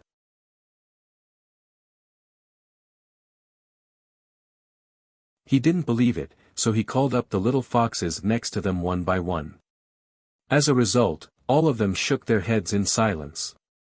Mr. Hua was angry and couldn't help shouting, "Why don't you know anything? How are you in class? Look at all of you, each and every one of you is so pretty, but why is your head so empty?" The little foxes felt wronged and thought to themselves, "We're not your students. We know, but leader won't let us say it." Mr. Hua was so angry on the podium that he was gasping for breath. Su Chan secretly felt that it was unfair. She thought to herself, "This teacher, if you scold my fellow disciples, isn't that the same as scolding me? It doesn't matter if you scold me, but aren't you scolding my Yundong in a roundabout way? He is our leader. If we are scolded, he will also lose face. No, I have to fight for Yundong." Thinking of this, Su Chan threw everything else out of her mind. She stretched out her hand and said loudly, "Mr. Hua, I know." Li Yundong was shocked and pulled her back. "Hey, don't talk nonsense." Seeing Li Yundong's action, Mr. Hua immediately shouted, "Li Yundong, if you don't say it yourself, why don't you let other students say it?" Li Yundong didn't know whether to laugh or cry. He wanted to say, "She's my girlfriend, not a student here." However, he saw that the teacher was in a fit of anger. If he were to say something like that, it might cause another storm, so he swallowed the words back down. Mr. Hua pointed at Su Chan and said loudly, "Student, don't be afraid. Stand up and answer the question loudly." Seeing that Li Yundong was no longer stopping her, Su Chan jumped up and said loudly, "This poem was written by Yuan Zhen of the Tang dynasty. It's called Chrysanthemum." Everyone in the classroom looked at Su Chan in unison, and there was a lot of discussion for a while. Mr. Hua was relieved. D*MN, finally someone knows the source of this poem. It's not easy. Mr. Hua's face was full of relief. Seeing that Su Chan had answered without thinking, he wanted to test her again, so he asked, "Do you know why ancient literati loved chrysanthemums?" When Li Yundong heard this, his heart suddenly skipped a beat. He opened his mouth wide and thought to himself, "No way, how could there be such a coincidence?" Hearing this, Su Chan thought, isn't this the question Yundong just asked?" The little girl was overjoyed. Without thinking, she said loudly, "Because they all have a strong taste."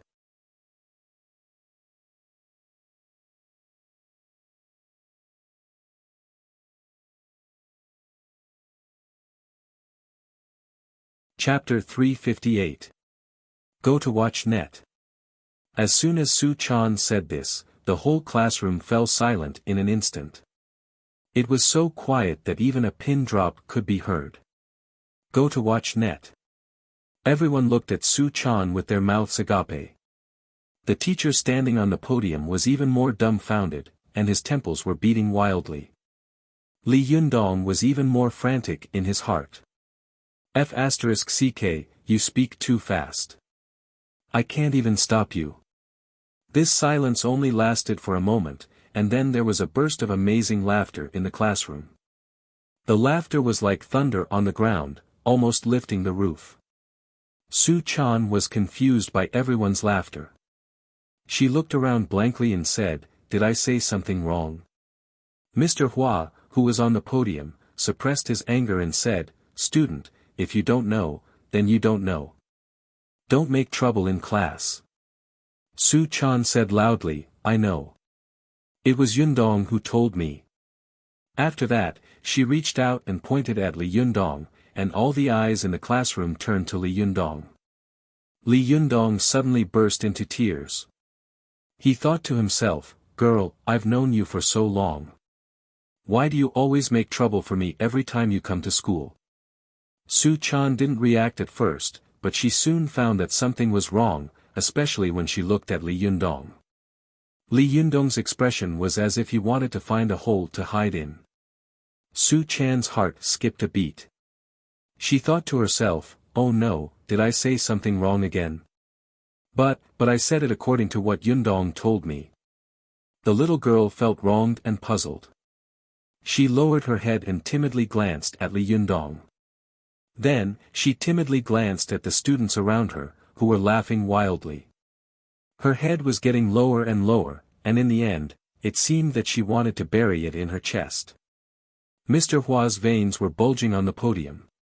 He said, "Student, please sit down. Student Li Yundong, please stand up." "Oh," Su Chan said and sat down timidly. She glanced at Li Yundong again, only to see that he was looking at her with a tearless expression. He said in a low voice, "Little girl, I'm in trouble because of you." Su Chan lowered her head even more. "Oh," she said, sitting in her seat, muttering in her heart, "What did I do wrong? Why was everyone laughing like that?" As soon as Li Yundong stood up, the students in the classroom cheered loudly. Not only the students in the classroom, but even the corridor outside was full of students. They had all heard the news and wanted to see Li Yundong's elegant demeanor. Fortunately, Li Yundong didn't let them down. He had put on a good show. For a moment, the students inside and outside the classroom were excited. Countless faces were pressed against the glass windows of the classroom, and countless phones were turned on to the camera function, recording every movement in the classroom. In the face of such cheers, Li Yundong felt like he was sitting on pins and needles.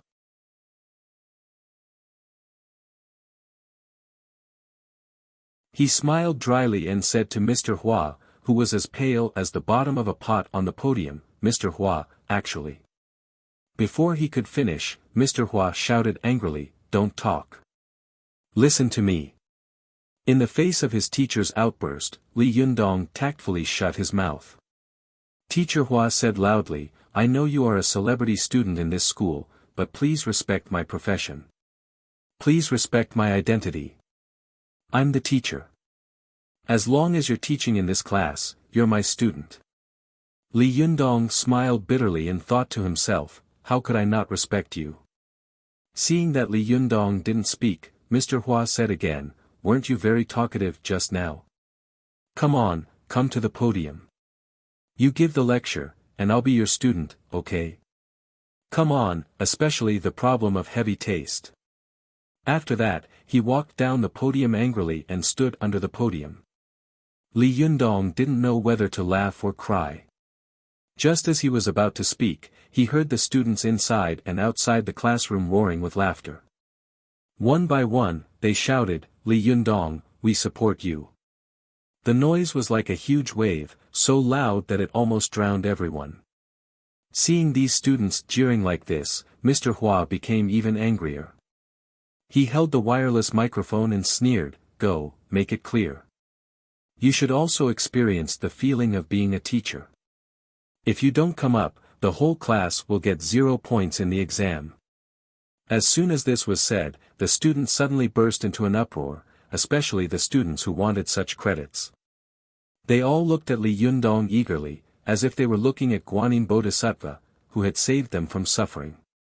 Seeing that he had been forced into a corner, Li Yundong had no choice but to bite the bullet and walk to the podium. He coughed dryly and said, "Actually, this is a misunderstanding."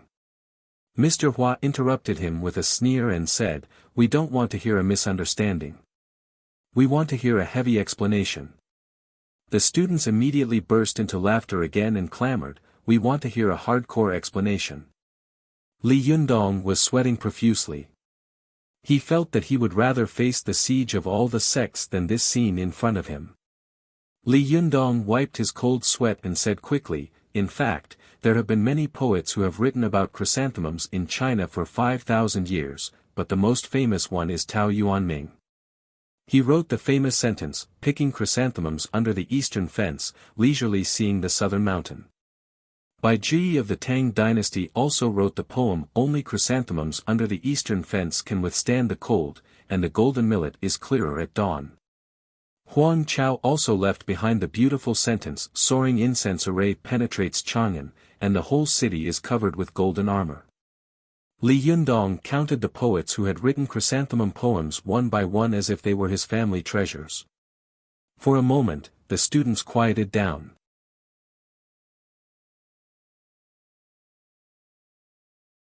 They didn't know why Li Yundong was criticizing these poets and their poems one by one. They were curious, so they listened to him quietly. Although Mr. Hua was angry, he secretly nodded in his heart. Not bad, he has read a lot of books. No wonder he is so famous in school. It seems that the last time he and Yan Hua debated about Dharma should not be a false rumor. Li Yundong said again, "There are many poems about chrysanthemums, such as Su Shi's Qingji Ruobing Gu Sanyu, and the golden stamen will flow with rosy clouds. If you want to know the old trillium, it will bloom when all the grass is destroyed."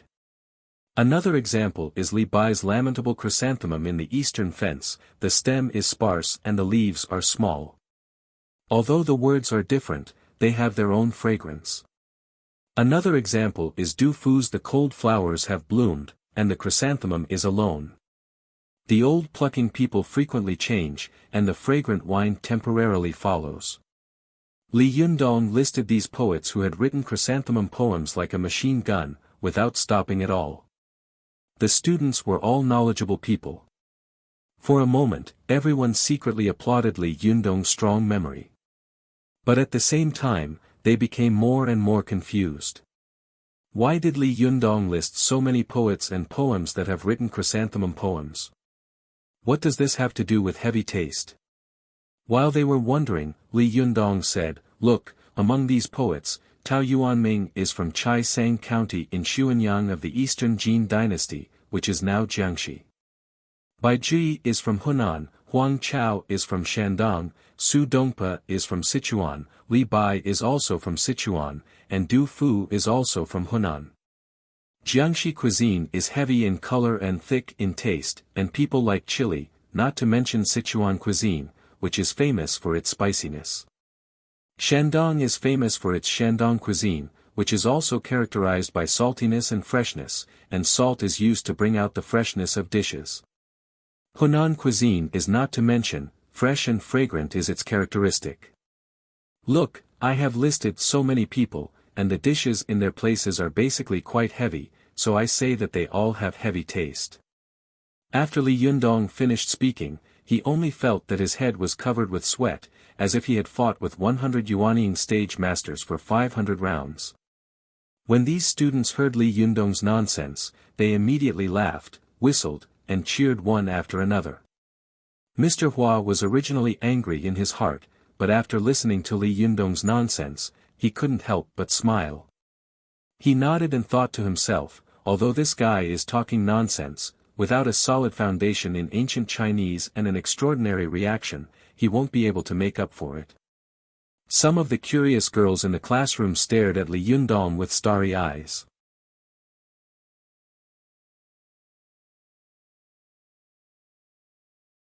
They couldn't help but say, before, I only knew that Li Yundong was strong and brave, but today I know that he is also a romantic and elegant scholar.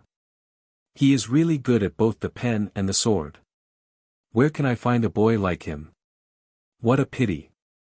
Idiot, didn't you see him argue with Yan Hua about Buddhism last time? Who can understand that? But didn't you see him recite chrysanthemum poems just now? Wow, he's so stylish. He's so handsome. *CK, can't you help getting excited when you hear the word chrysanthemum? Do you also have a heavy taste? A boy next to them couldn't help sighing when he heard their infatuation. What is amazing? He can win countless fans by bragging for a while and make a group of beautiful girls fall in love with him. They are even willing to marry him. This is amazing. What do you know? You don't know these poems. Show me. Alas, I didn't know until today that even reciting poems can be used to pick up girls.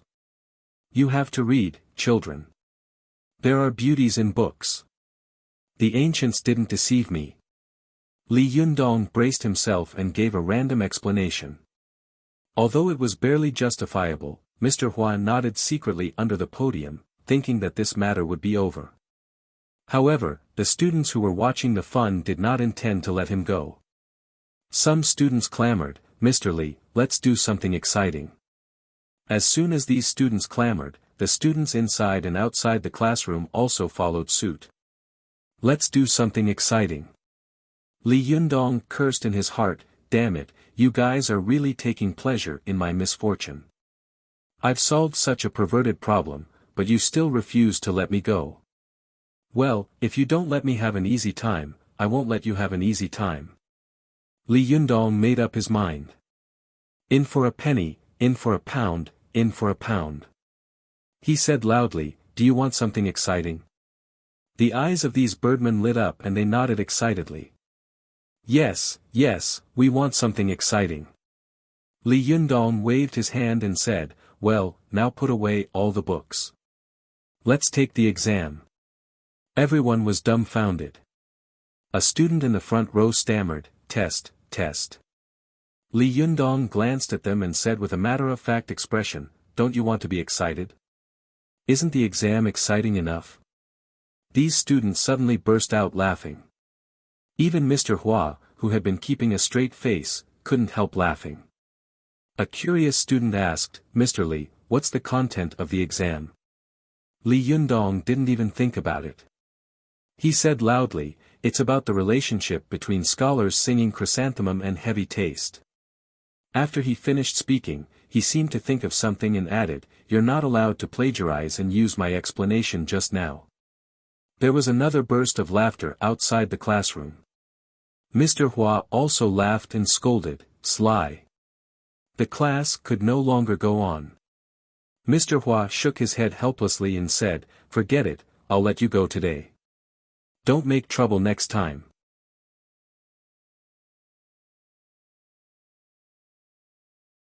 Li Yundong felt as if he had been granted amnesty. He quickly said seriously, please rest assured, Mr. Hua. I will live up to the ardent expectations of the party and the people in the future. I will study hard, make progress every day, and strive to be a new person in the construction of the motherland. The crowd burst into laughter again. After the disturbance of the class, Li Yundong waited until the class was over. After he walked out of the classroom, Zhou Qin and Wan Hongling kept whispering, glancing at Li Yundong from time to time, and bursting into laughter from time to time. The little foxes were all arrogant, as if their leader had just done something earth-shattering and earth-shattering. Only Su Chan lowered her head and rubbed the corners of her clothes with her hands. She didn't dare to raise her head to look at Li Yundong. Seeing her like this, Li Yundong wanted to teach her a lesson, but he couldn't bring himself to say it. He decided to wait until they got back. The group of people walked out of the teaching building. Wan Hongling was talking to Zhou Qin when she suddenly saw an acquaintance out of the corner of her eye. She said to Zhou Qin and Li Yundong, wait a minute, I have something to do. As she said this, she ran away and shouted at a boy from afar, "Yan Hua, stop right there." Li Yundong glanced over and thought to himself, hey, didn't she always hate and dislike this guy? Sorry, I went out for dinner, so the update is late. Tonight's third update is still the same.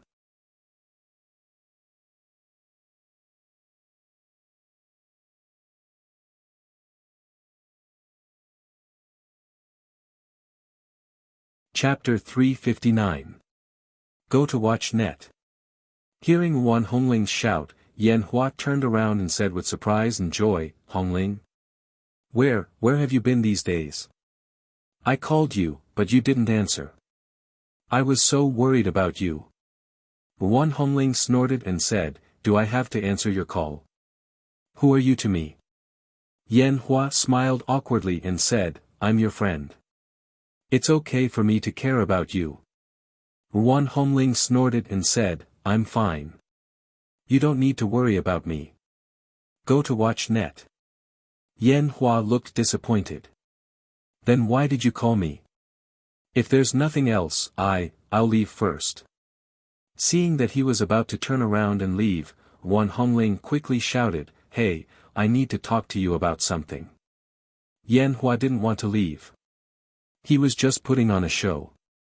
Hearing Wan Hongling's words, he immediately turned around and smiled apologetically. What's the matter, Hongling?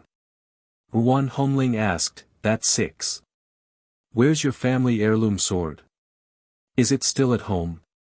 Yan Hua saw that she had changed her words halfway. Although he felt strange, he didn't think too much about it. He said, it's at home. What's wrong? Wan Hongling's face lit up with joy. She rolled her eyes and said, can I borrow it? Yan Hua didn't even think about it and immediately said, yes, of course. I can lend it to anyone but you. Seeing that he agreed so readily, Wan Hongling was delighted and said with a smile, really? That's great. Can I bring it tomorrow? Yan Hua nodded and said, tomorrow. Sure. But he seemed to think of something and asked, what do you want this sword for? Wan Hongling said, it's none of your business. I need it for something. Yan Hua suddenly looked confused. He couldn't help glancing at Li Jiandong in the distance and said with jealousy, you don't want to lend it to that guy, do you? Wan Hongling suddenly said angrily, hey, what did you say? If you don't want to lend it to me, forget it. After that, she stomped her feet and turned to leave. Yan Hua quickly pulled her back and said with an embarrassed smile, I'm just asking. I can lend it to you, but you have to promise me that you won't let that guy use it. Wan Hongling frowned and said angrily, Yan Hua, do you know why I've never liked you? Because you are as narrow-minded as a woman. If I'm borrowing it, I'm borrowing it. If I'm not borrowing it, I'm not borrowing it. Since I'm borrowing it, I don't care what I'm going to do with it. What was a man dilly-dallying for? He was even pulling and tugging outside. Wasn't it embarrassing? Let go. Yan Hua smiled awkwardly and put down his hand. He said in a low voice, I'm only like this in front of you. Don't worry, I won't ask. I'll lend you the sword tomorrow.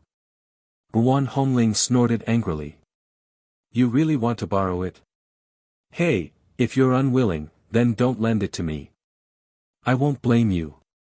Even if you lend it to me, don't expect me to appreciate it.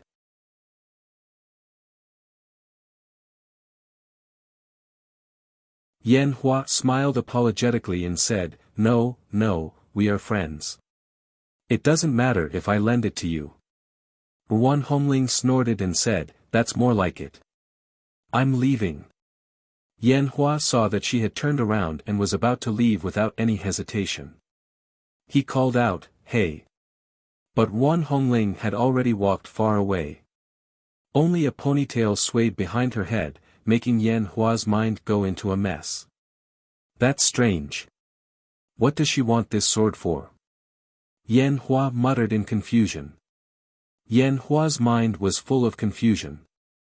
When he got home after school, he opened the door, put down his school bag, and went out.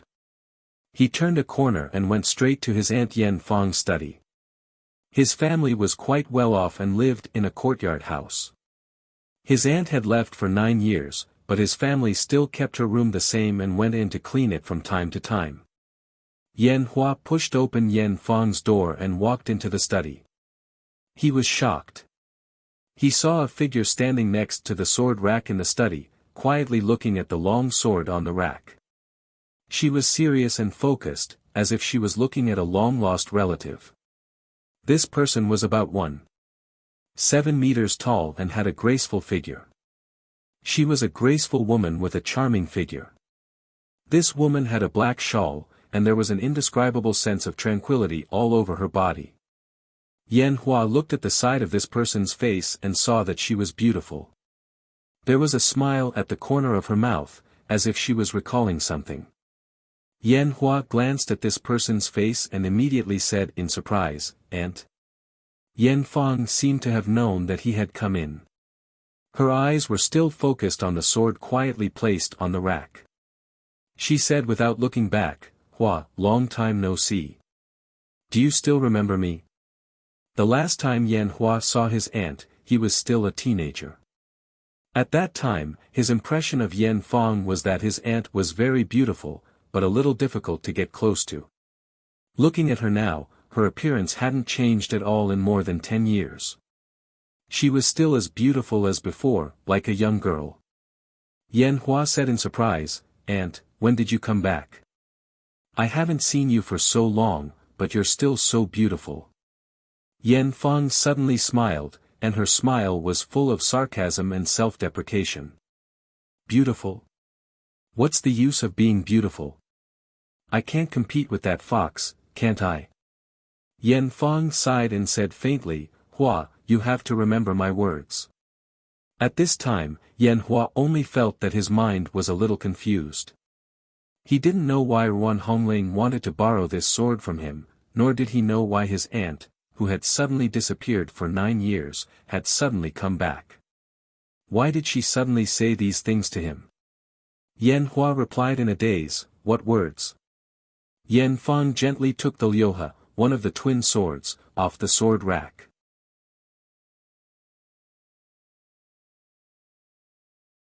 She gently stroked the sharkskin sheath on the scabbard with her fingers and said softly, "If you like someone, you can't let others take your sweetheart away. Sometimes you don't hesitate to get rid of your competitors. You must strike first to gain the upper hand." Yen Hua was shocked. He hadn't expected that Yen Fong would urge him to kill someone. He thought to himself, although I have a grudge against Li Jiandong, there's no need to kill him, right?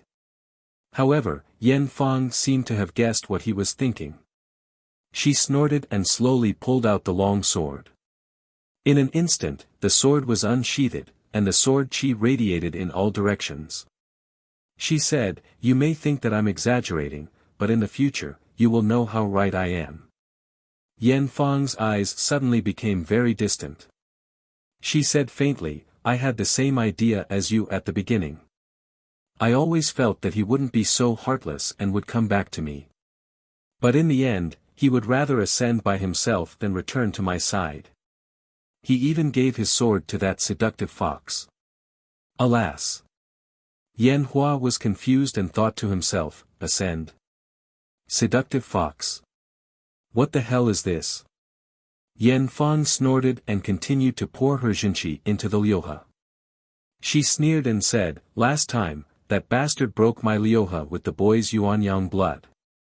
I thought that the Lyoha would fall into his hands and it would be difficult for me to find it again. But I didn't expect that the Lyoha would still be in the same place. Hey, it's really an anomaly. It seems that even God wants this Lyoha to return to my hands."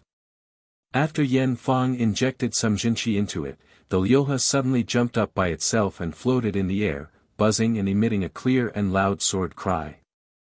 Yen Hua was stunned. He suddenly remembered that at the school's freshman welcoming party last time, Li Jiandong had been holding this long sword. Hadn't there been such an anomaly? At that time, he had been shocked and doubtful. He had thought that it was some kind of acrobatic stunt, but now his aunt was using the long sword again, just like that night. This time, Yan Hua was standing so close that he could see it clearly. He was shocked and bewildered. He stammered, "Auntie, who are you? What's going on?"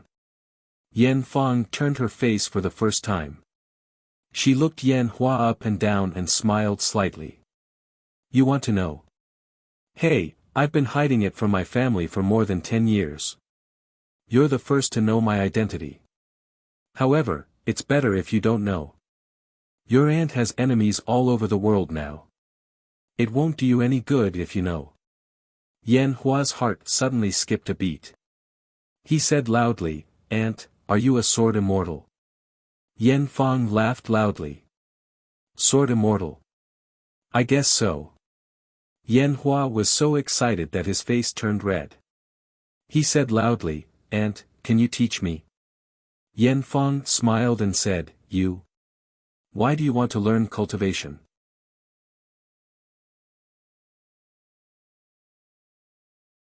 Yan Hua said loudly, "The reason why Li Jiandong can overshadow me is probably because he is a cultivator. Aunt, I will definitely defeat him with the cultivation skills you teach me." As soon as Yan Fang heard the name Li Jiandong, her face suddenly changed. "Do you have a grudge against him?" Yan Hua gritted his teeth and said, "Yes. He stole my Hongling." Yan Fang raised her head and laughed loudly. "Our Yan family is really promising. Why has everyone been robbed of their love by others?" Yan Hua said loudly, "Aunt, please teach me Kung Fu. I will definitely beat him." Yan Fang laughed for a while. She lowered her head and looked at Yan Hua deeply.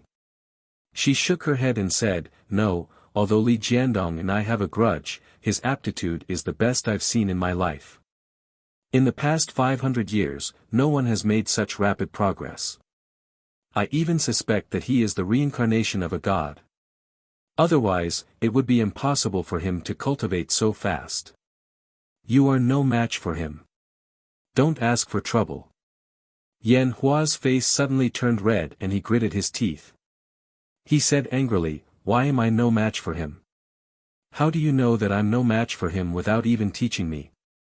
How am I inferior to him?" Yan Fang looked at her nephew sympathetically. She shook her head and waved at the Liuha in the air. She said, "Don't think about it. With my 10 years of cultivation in the Xianmen sect, I only have a 50-50 chance of winning against him. You have been competitive and eager for quick success since you were a child. This kind of character is not suitable for cultivation at all. You can't beat him. Today, just pretend that you didn't see me." After that, the Liuha returned to its sheath with a clang and then jumped back into her hand. Yan Fang's figure flashed and she left the house in the blink of an eye. Yan Hua chased after her and saw that it was empty. Although it was broad daylight, he couldn't see Yan Fang at all. Yan Hua clenched his fists and was as angry as a wild beast. He roared loudly, "How am I inferior to him? Hongling, aunt, I want to prove to you that I am definitely stronger than him. Group 1 to 8 is full. Please add group 9 13,127.0766.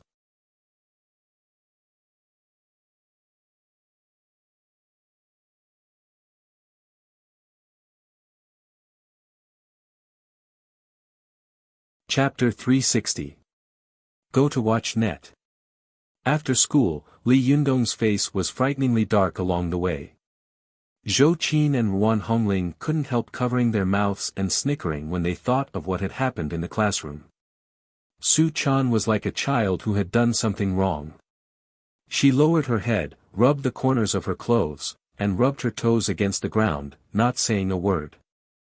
Although the little foxes also kept their mouths shut, their intelligent eyes glanced at Li Yundong and then at Su Chan, as if they were eager to see the world in chaos and were gloating. Go to watch net. When he finally entered the house, Li Yundong's face was as cold as a coffin. He shouted, "Zhou Qin, Hongling, do you have anything to do?" Well, he was asking them to leave. Zhou Qin was clever and quickly said, I'm going to read. As she said this, she covered her mouth and ran into her room with a snicker. Wan Hongling rolled her eyes and said with a smile, I'm going to find Sister Zi Yuan. As soon as the two of them left, only the foxes of the younger generation of the Fox Zen school were left standing in the living room, staring at each other. Li Yundong opened his mouth and wanted to teach these little foxes a lesson, but he didn't know what to say. Li Yundong suddenly felt a little depressed. In his opinion, if any of these stinky girls could speak, Su Chan wouldn't have jumped up. But they didn't speak because he didn't want them to. Seeing Li Yundong's long face, the little foxes looked at each other and walked up to Li Yundong together. They said aggrievedly, Leader, please punish us. Although, we don't know what we did wrong, but it's our fault for making the sect leader unhappy. Li Yundong was even more depressed. Oh, it turns out that you've taken advantage of me and still want to force me to abdicate. Li Yundong was so angry that he waved his hand and said impatiently, Go back to your rooms. The little foxes had been waiting uneasily for Li Yundong to teach them a lesson, but they didn't expect that Li Yundong would raise the board high and drop it gently. They were immediately overjoyed and cheered, Long live the leader! Long live the leader! Li Yundong scolded, Hurry up and go back. Don't you think you've caused enough trouble? The little foxes were startled. They immediately covered their heads and fled like frightened birds and beasts. Su Chan, who was among them, rolled her eyes and turned to follow them. She turned around and took a step, her ears suddenly pricking up like a little fox who was extremely vigilant. Su Chan saw that Li Yundong didn't respond after she took a step, so she was delighted and took another step. There was still no response. Su Chan was overjoyed. Just as she was about to run away, she heard Li Yundong say, Su Chan. The smile on Su Chan's face suddenly collapsed. She turned around, looking like a thief who had been caught red-handed.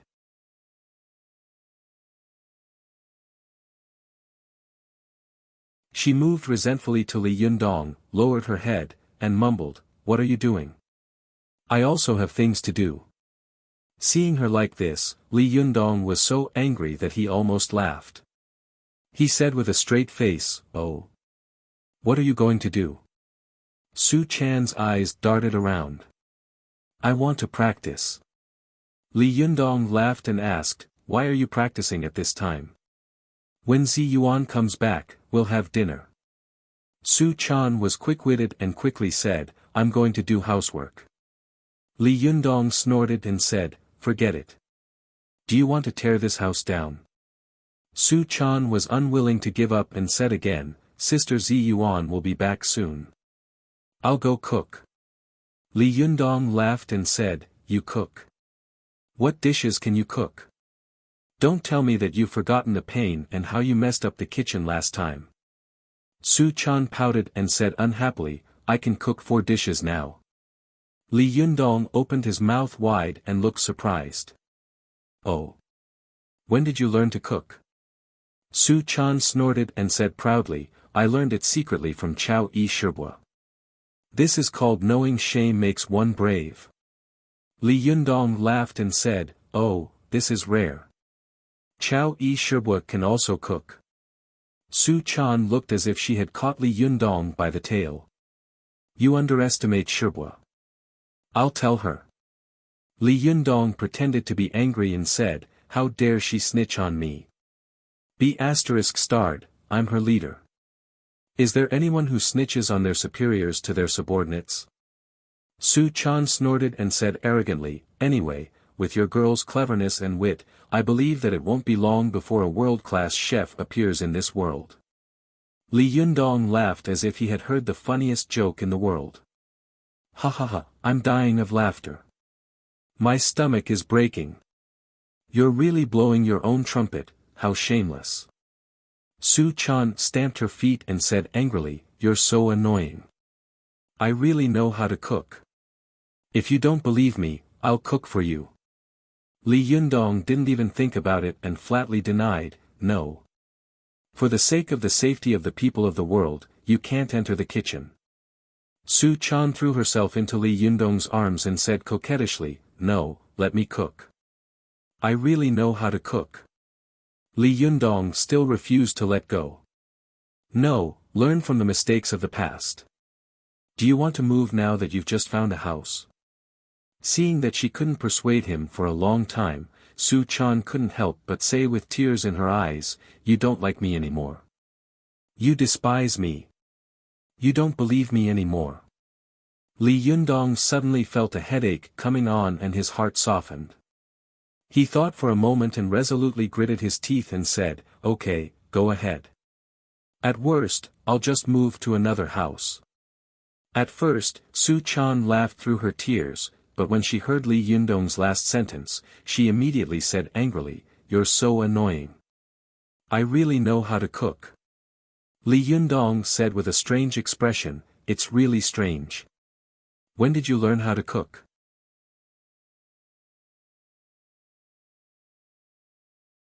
"Why haven't I seen you learn from Chao Yi?" Su Chan said with a smile, "I secretly asked her to learn a few nights ago." Li Yundong smiled and said, "Then show me your skills. I promise I'll surprise you." Su Chan looked proud, as if she had already cooked a table of Manchuhan imperial feast. She rolled up her sleeves and went into the kitchen. She turned around and saw Li Yundong following her like a shadow. Su Chan immediately said, "Why are you following me?"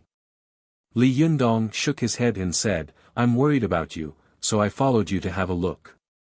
Su Chan stamped her feet and said, "You're so annoying. I can't do it with you around." Li Yundong couldn't help laughing.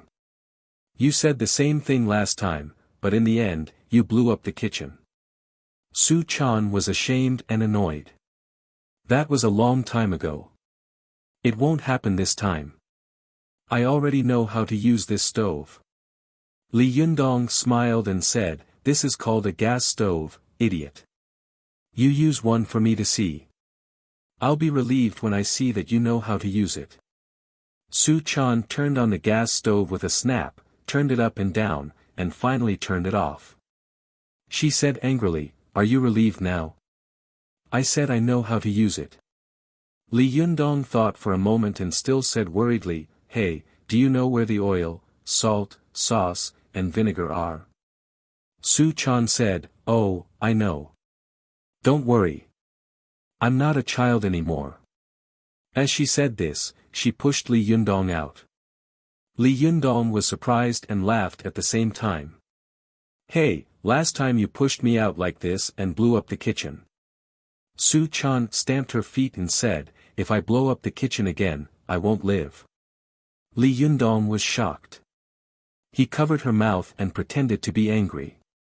"What nonsense are you talking about? I'm still waiting for you to catch up with me in cultivation, little girl, so that I can fly with you. It doesn't matter if it blows up, as long as you're fine." Su Chan's cheeks turned red. Her heart was filled with sweetness, and a sweet smile seemed to seep out of her heart. She smiled and said, "Don't worry. Just wait for the delicious food." As she said this, she turned and went into the kitchen, not forgetting to close the door. Li Yundong couldn't help laughing and shook his head. But after a while, he opened the door a crack and sneaked his head into the kitchen. Unexpectedly, Su Chan seemed to know what he was doing. She looked at him and said angrily, "You're just worried about me." Li Yundong smiled apologetically. "Not at all. I just want to ask Chef Su, which 4 dishes are you cooking? Tell me so that I can also learn." Su Chan walked to the door, slammed it shut, and said angrily, "I won't tell you." Li Yundong shook his head secretly. He returned to the living room helplessly, wondering what kind of dishes this girl would cook. But after a while, Li Yundong suddenly slapped his thigh and said, "I actually let this girl get away with it. I forgot to blame her." Li Yundong thought about it again.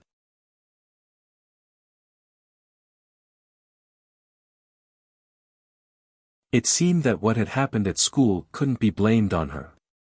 Thinking of this, Li Yundong couldn't help laughing. At this time, Zi Yuan happened to come back. Li Yundong looked at her and saw that although this fairy-like sister had been busy all day, her clothes were still neat and tidy, and there was no trace of dust on her. Li Yundong secretly admired her in his heart. He said with a smile, "A fairy is indeed a fairy. You are still so elegant after a busy day. I admire you. If it were me, I would have been so tired that I would have stuck out my tongue." Zi Yuan smiled slightly. She looked into the living room and asked curiously, "Where are the others? Usually at this time, your place is very lively." Li Yundong sighed and said, "Alas, I drove them back to their rooms. Today, these little fellows tormented me until I was exhausted. I was almost pissed to death." Li Yundong looked at her and asked, "Where are Chao Yi and the others? Didn't they go out with you?" Zi Yuan smiled and said, "They arrived later. They said that they were going to buy something in the middle of the night, so they went together. I came back alone." Li Yundong didn't think too much about it and asked, "How is the decoration of the shop going?" Zi Yuan said, "I have already designed 2 sets of plans. You can have a look at them when the time comes. We can discuss them together." Li Yundong smiled and said, "No, you can make your own decisions. I trust your judgment. It must be at the level of a mortal. If I, a rough person, stir up trouble, maybe the immortal products will be turned into inferior ones. Then I will be guilty." Zi Yuan smiled slightly and didn't force him. She thought for a moment and seemed to have something important to tell Li Yundong. She said, "Li Yundong, there is one thing I am thinking about whether to tell you or not." It was rare for Li Yundong to see Zi Yuan so solemn. He asked curiously, "What is it?" Zi Yuan opened her mouth and was about to speak when she saw Chao Yi, Zhuang Yiting, and Lu Yuehong, the 3 seniors of the Fox Zen school, coming back together with big and small bags. When Zi Yuan saw this, her red lips gently closed and she swallowed her words. Li Yundong saw that their hands were not empty at all, so he smiled and said, "Where did you buy so many things?" Chao Yi said with a smile, "It's a nearby city. I've never been there before, but this time I know how big it is. It's really an eye-opener." Li Yundong said with a smile, "You all appear in the city together. I'm afraid that the employees and guests in the city will be the ones who will open their eyes." The 3 Sherbas laughed at the same time. Chao Yi covered her mouth and said, "Leader is actually making fun of us." Li Yundong smiled and said, "By the way, Chao Yi Sherbua, I heard that you taught Su Chan how to cook." Chao Yi was stunned, but she soon smiled and said, "Yes." Hearing this, Li Yundong smiled and said, "When did this happen?"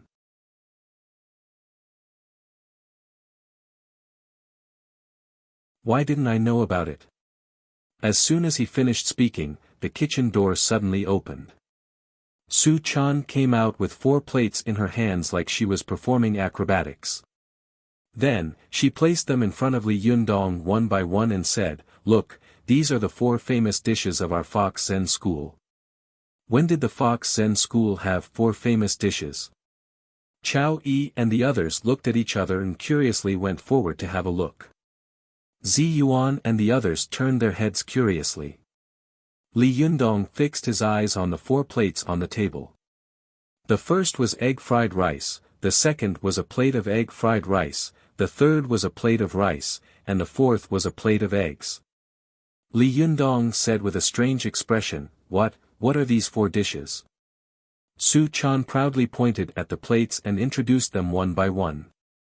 "This is egg fried rice, this is rice fried eggs, this is rice fried rice, and this is egg fried eggs. From today onwards, these will be the 4 famous dishes of our Fox Zen school." As soon as she finished speaking, Chao Yi and the others burst out laughing. Li Yundong took a deep breath and looked defeated. He pressed his throbbing temples and squeezed out a smile. Well, the 4 famous dishes really look, smell, and taste good. Seeing this, Zi Yuan couldn't help but smile. She glanced around and saw that Wan Hongling was standing not far away and winking at her. Zi Yuan calmly said to Li Yundong, "I have something to do first." Li Yundong was still thinking about the 4 plates of rice that looked, smelled, and looked good, so he didn't pay attention. After Zi Yuan and Wan Hongling went to their room, Wan Hongling mysteriously closed the door and said softly, "Sister Zi Yuan, I've thought of a good way to find second sherbua." You're tuning into the Han Li's Wuxia Chronicles YouTube channel. We're so grateful for your support, and don't forget to subscribe to join us on this incredible journey through captivating stories. Your generosity through donations truly makes a world of difference, as it's the primary source of revenue that allows me to expand and enhance this channel for you. Thank you from the bottom of my heart for being a part of this adventure.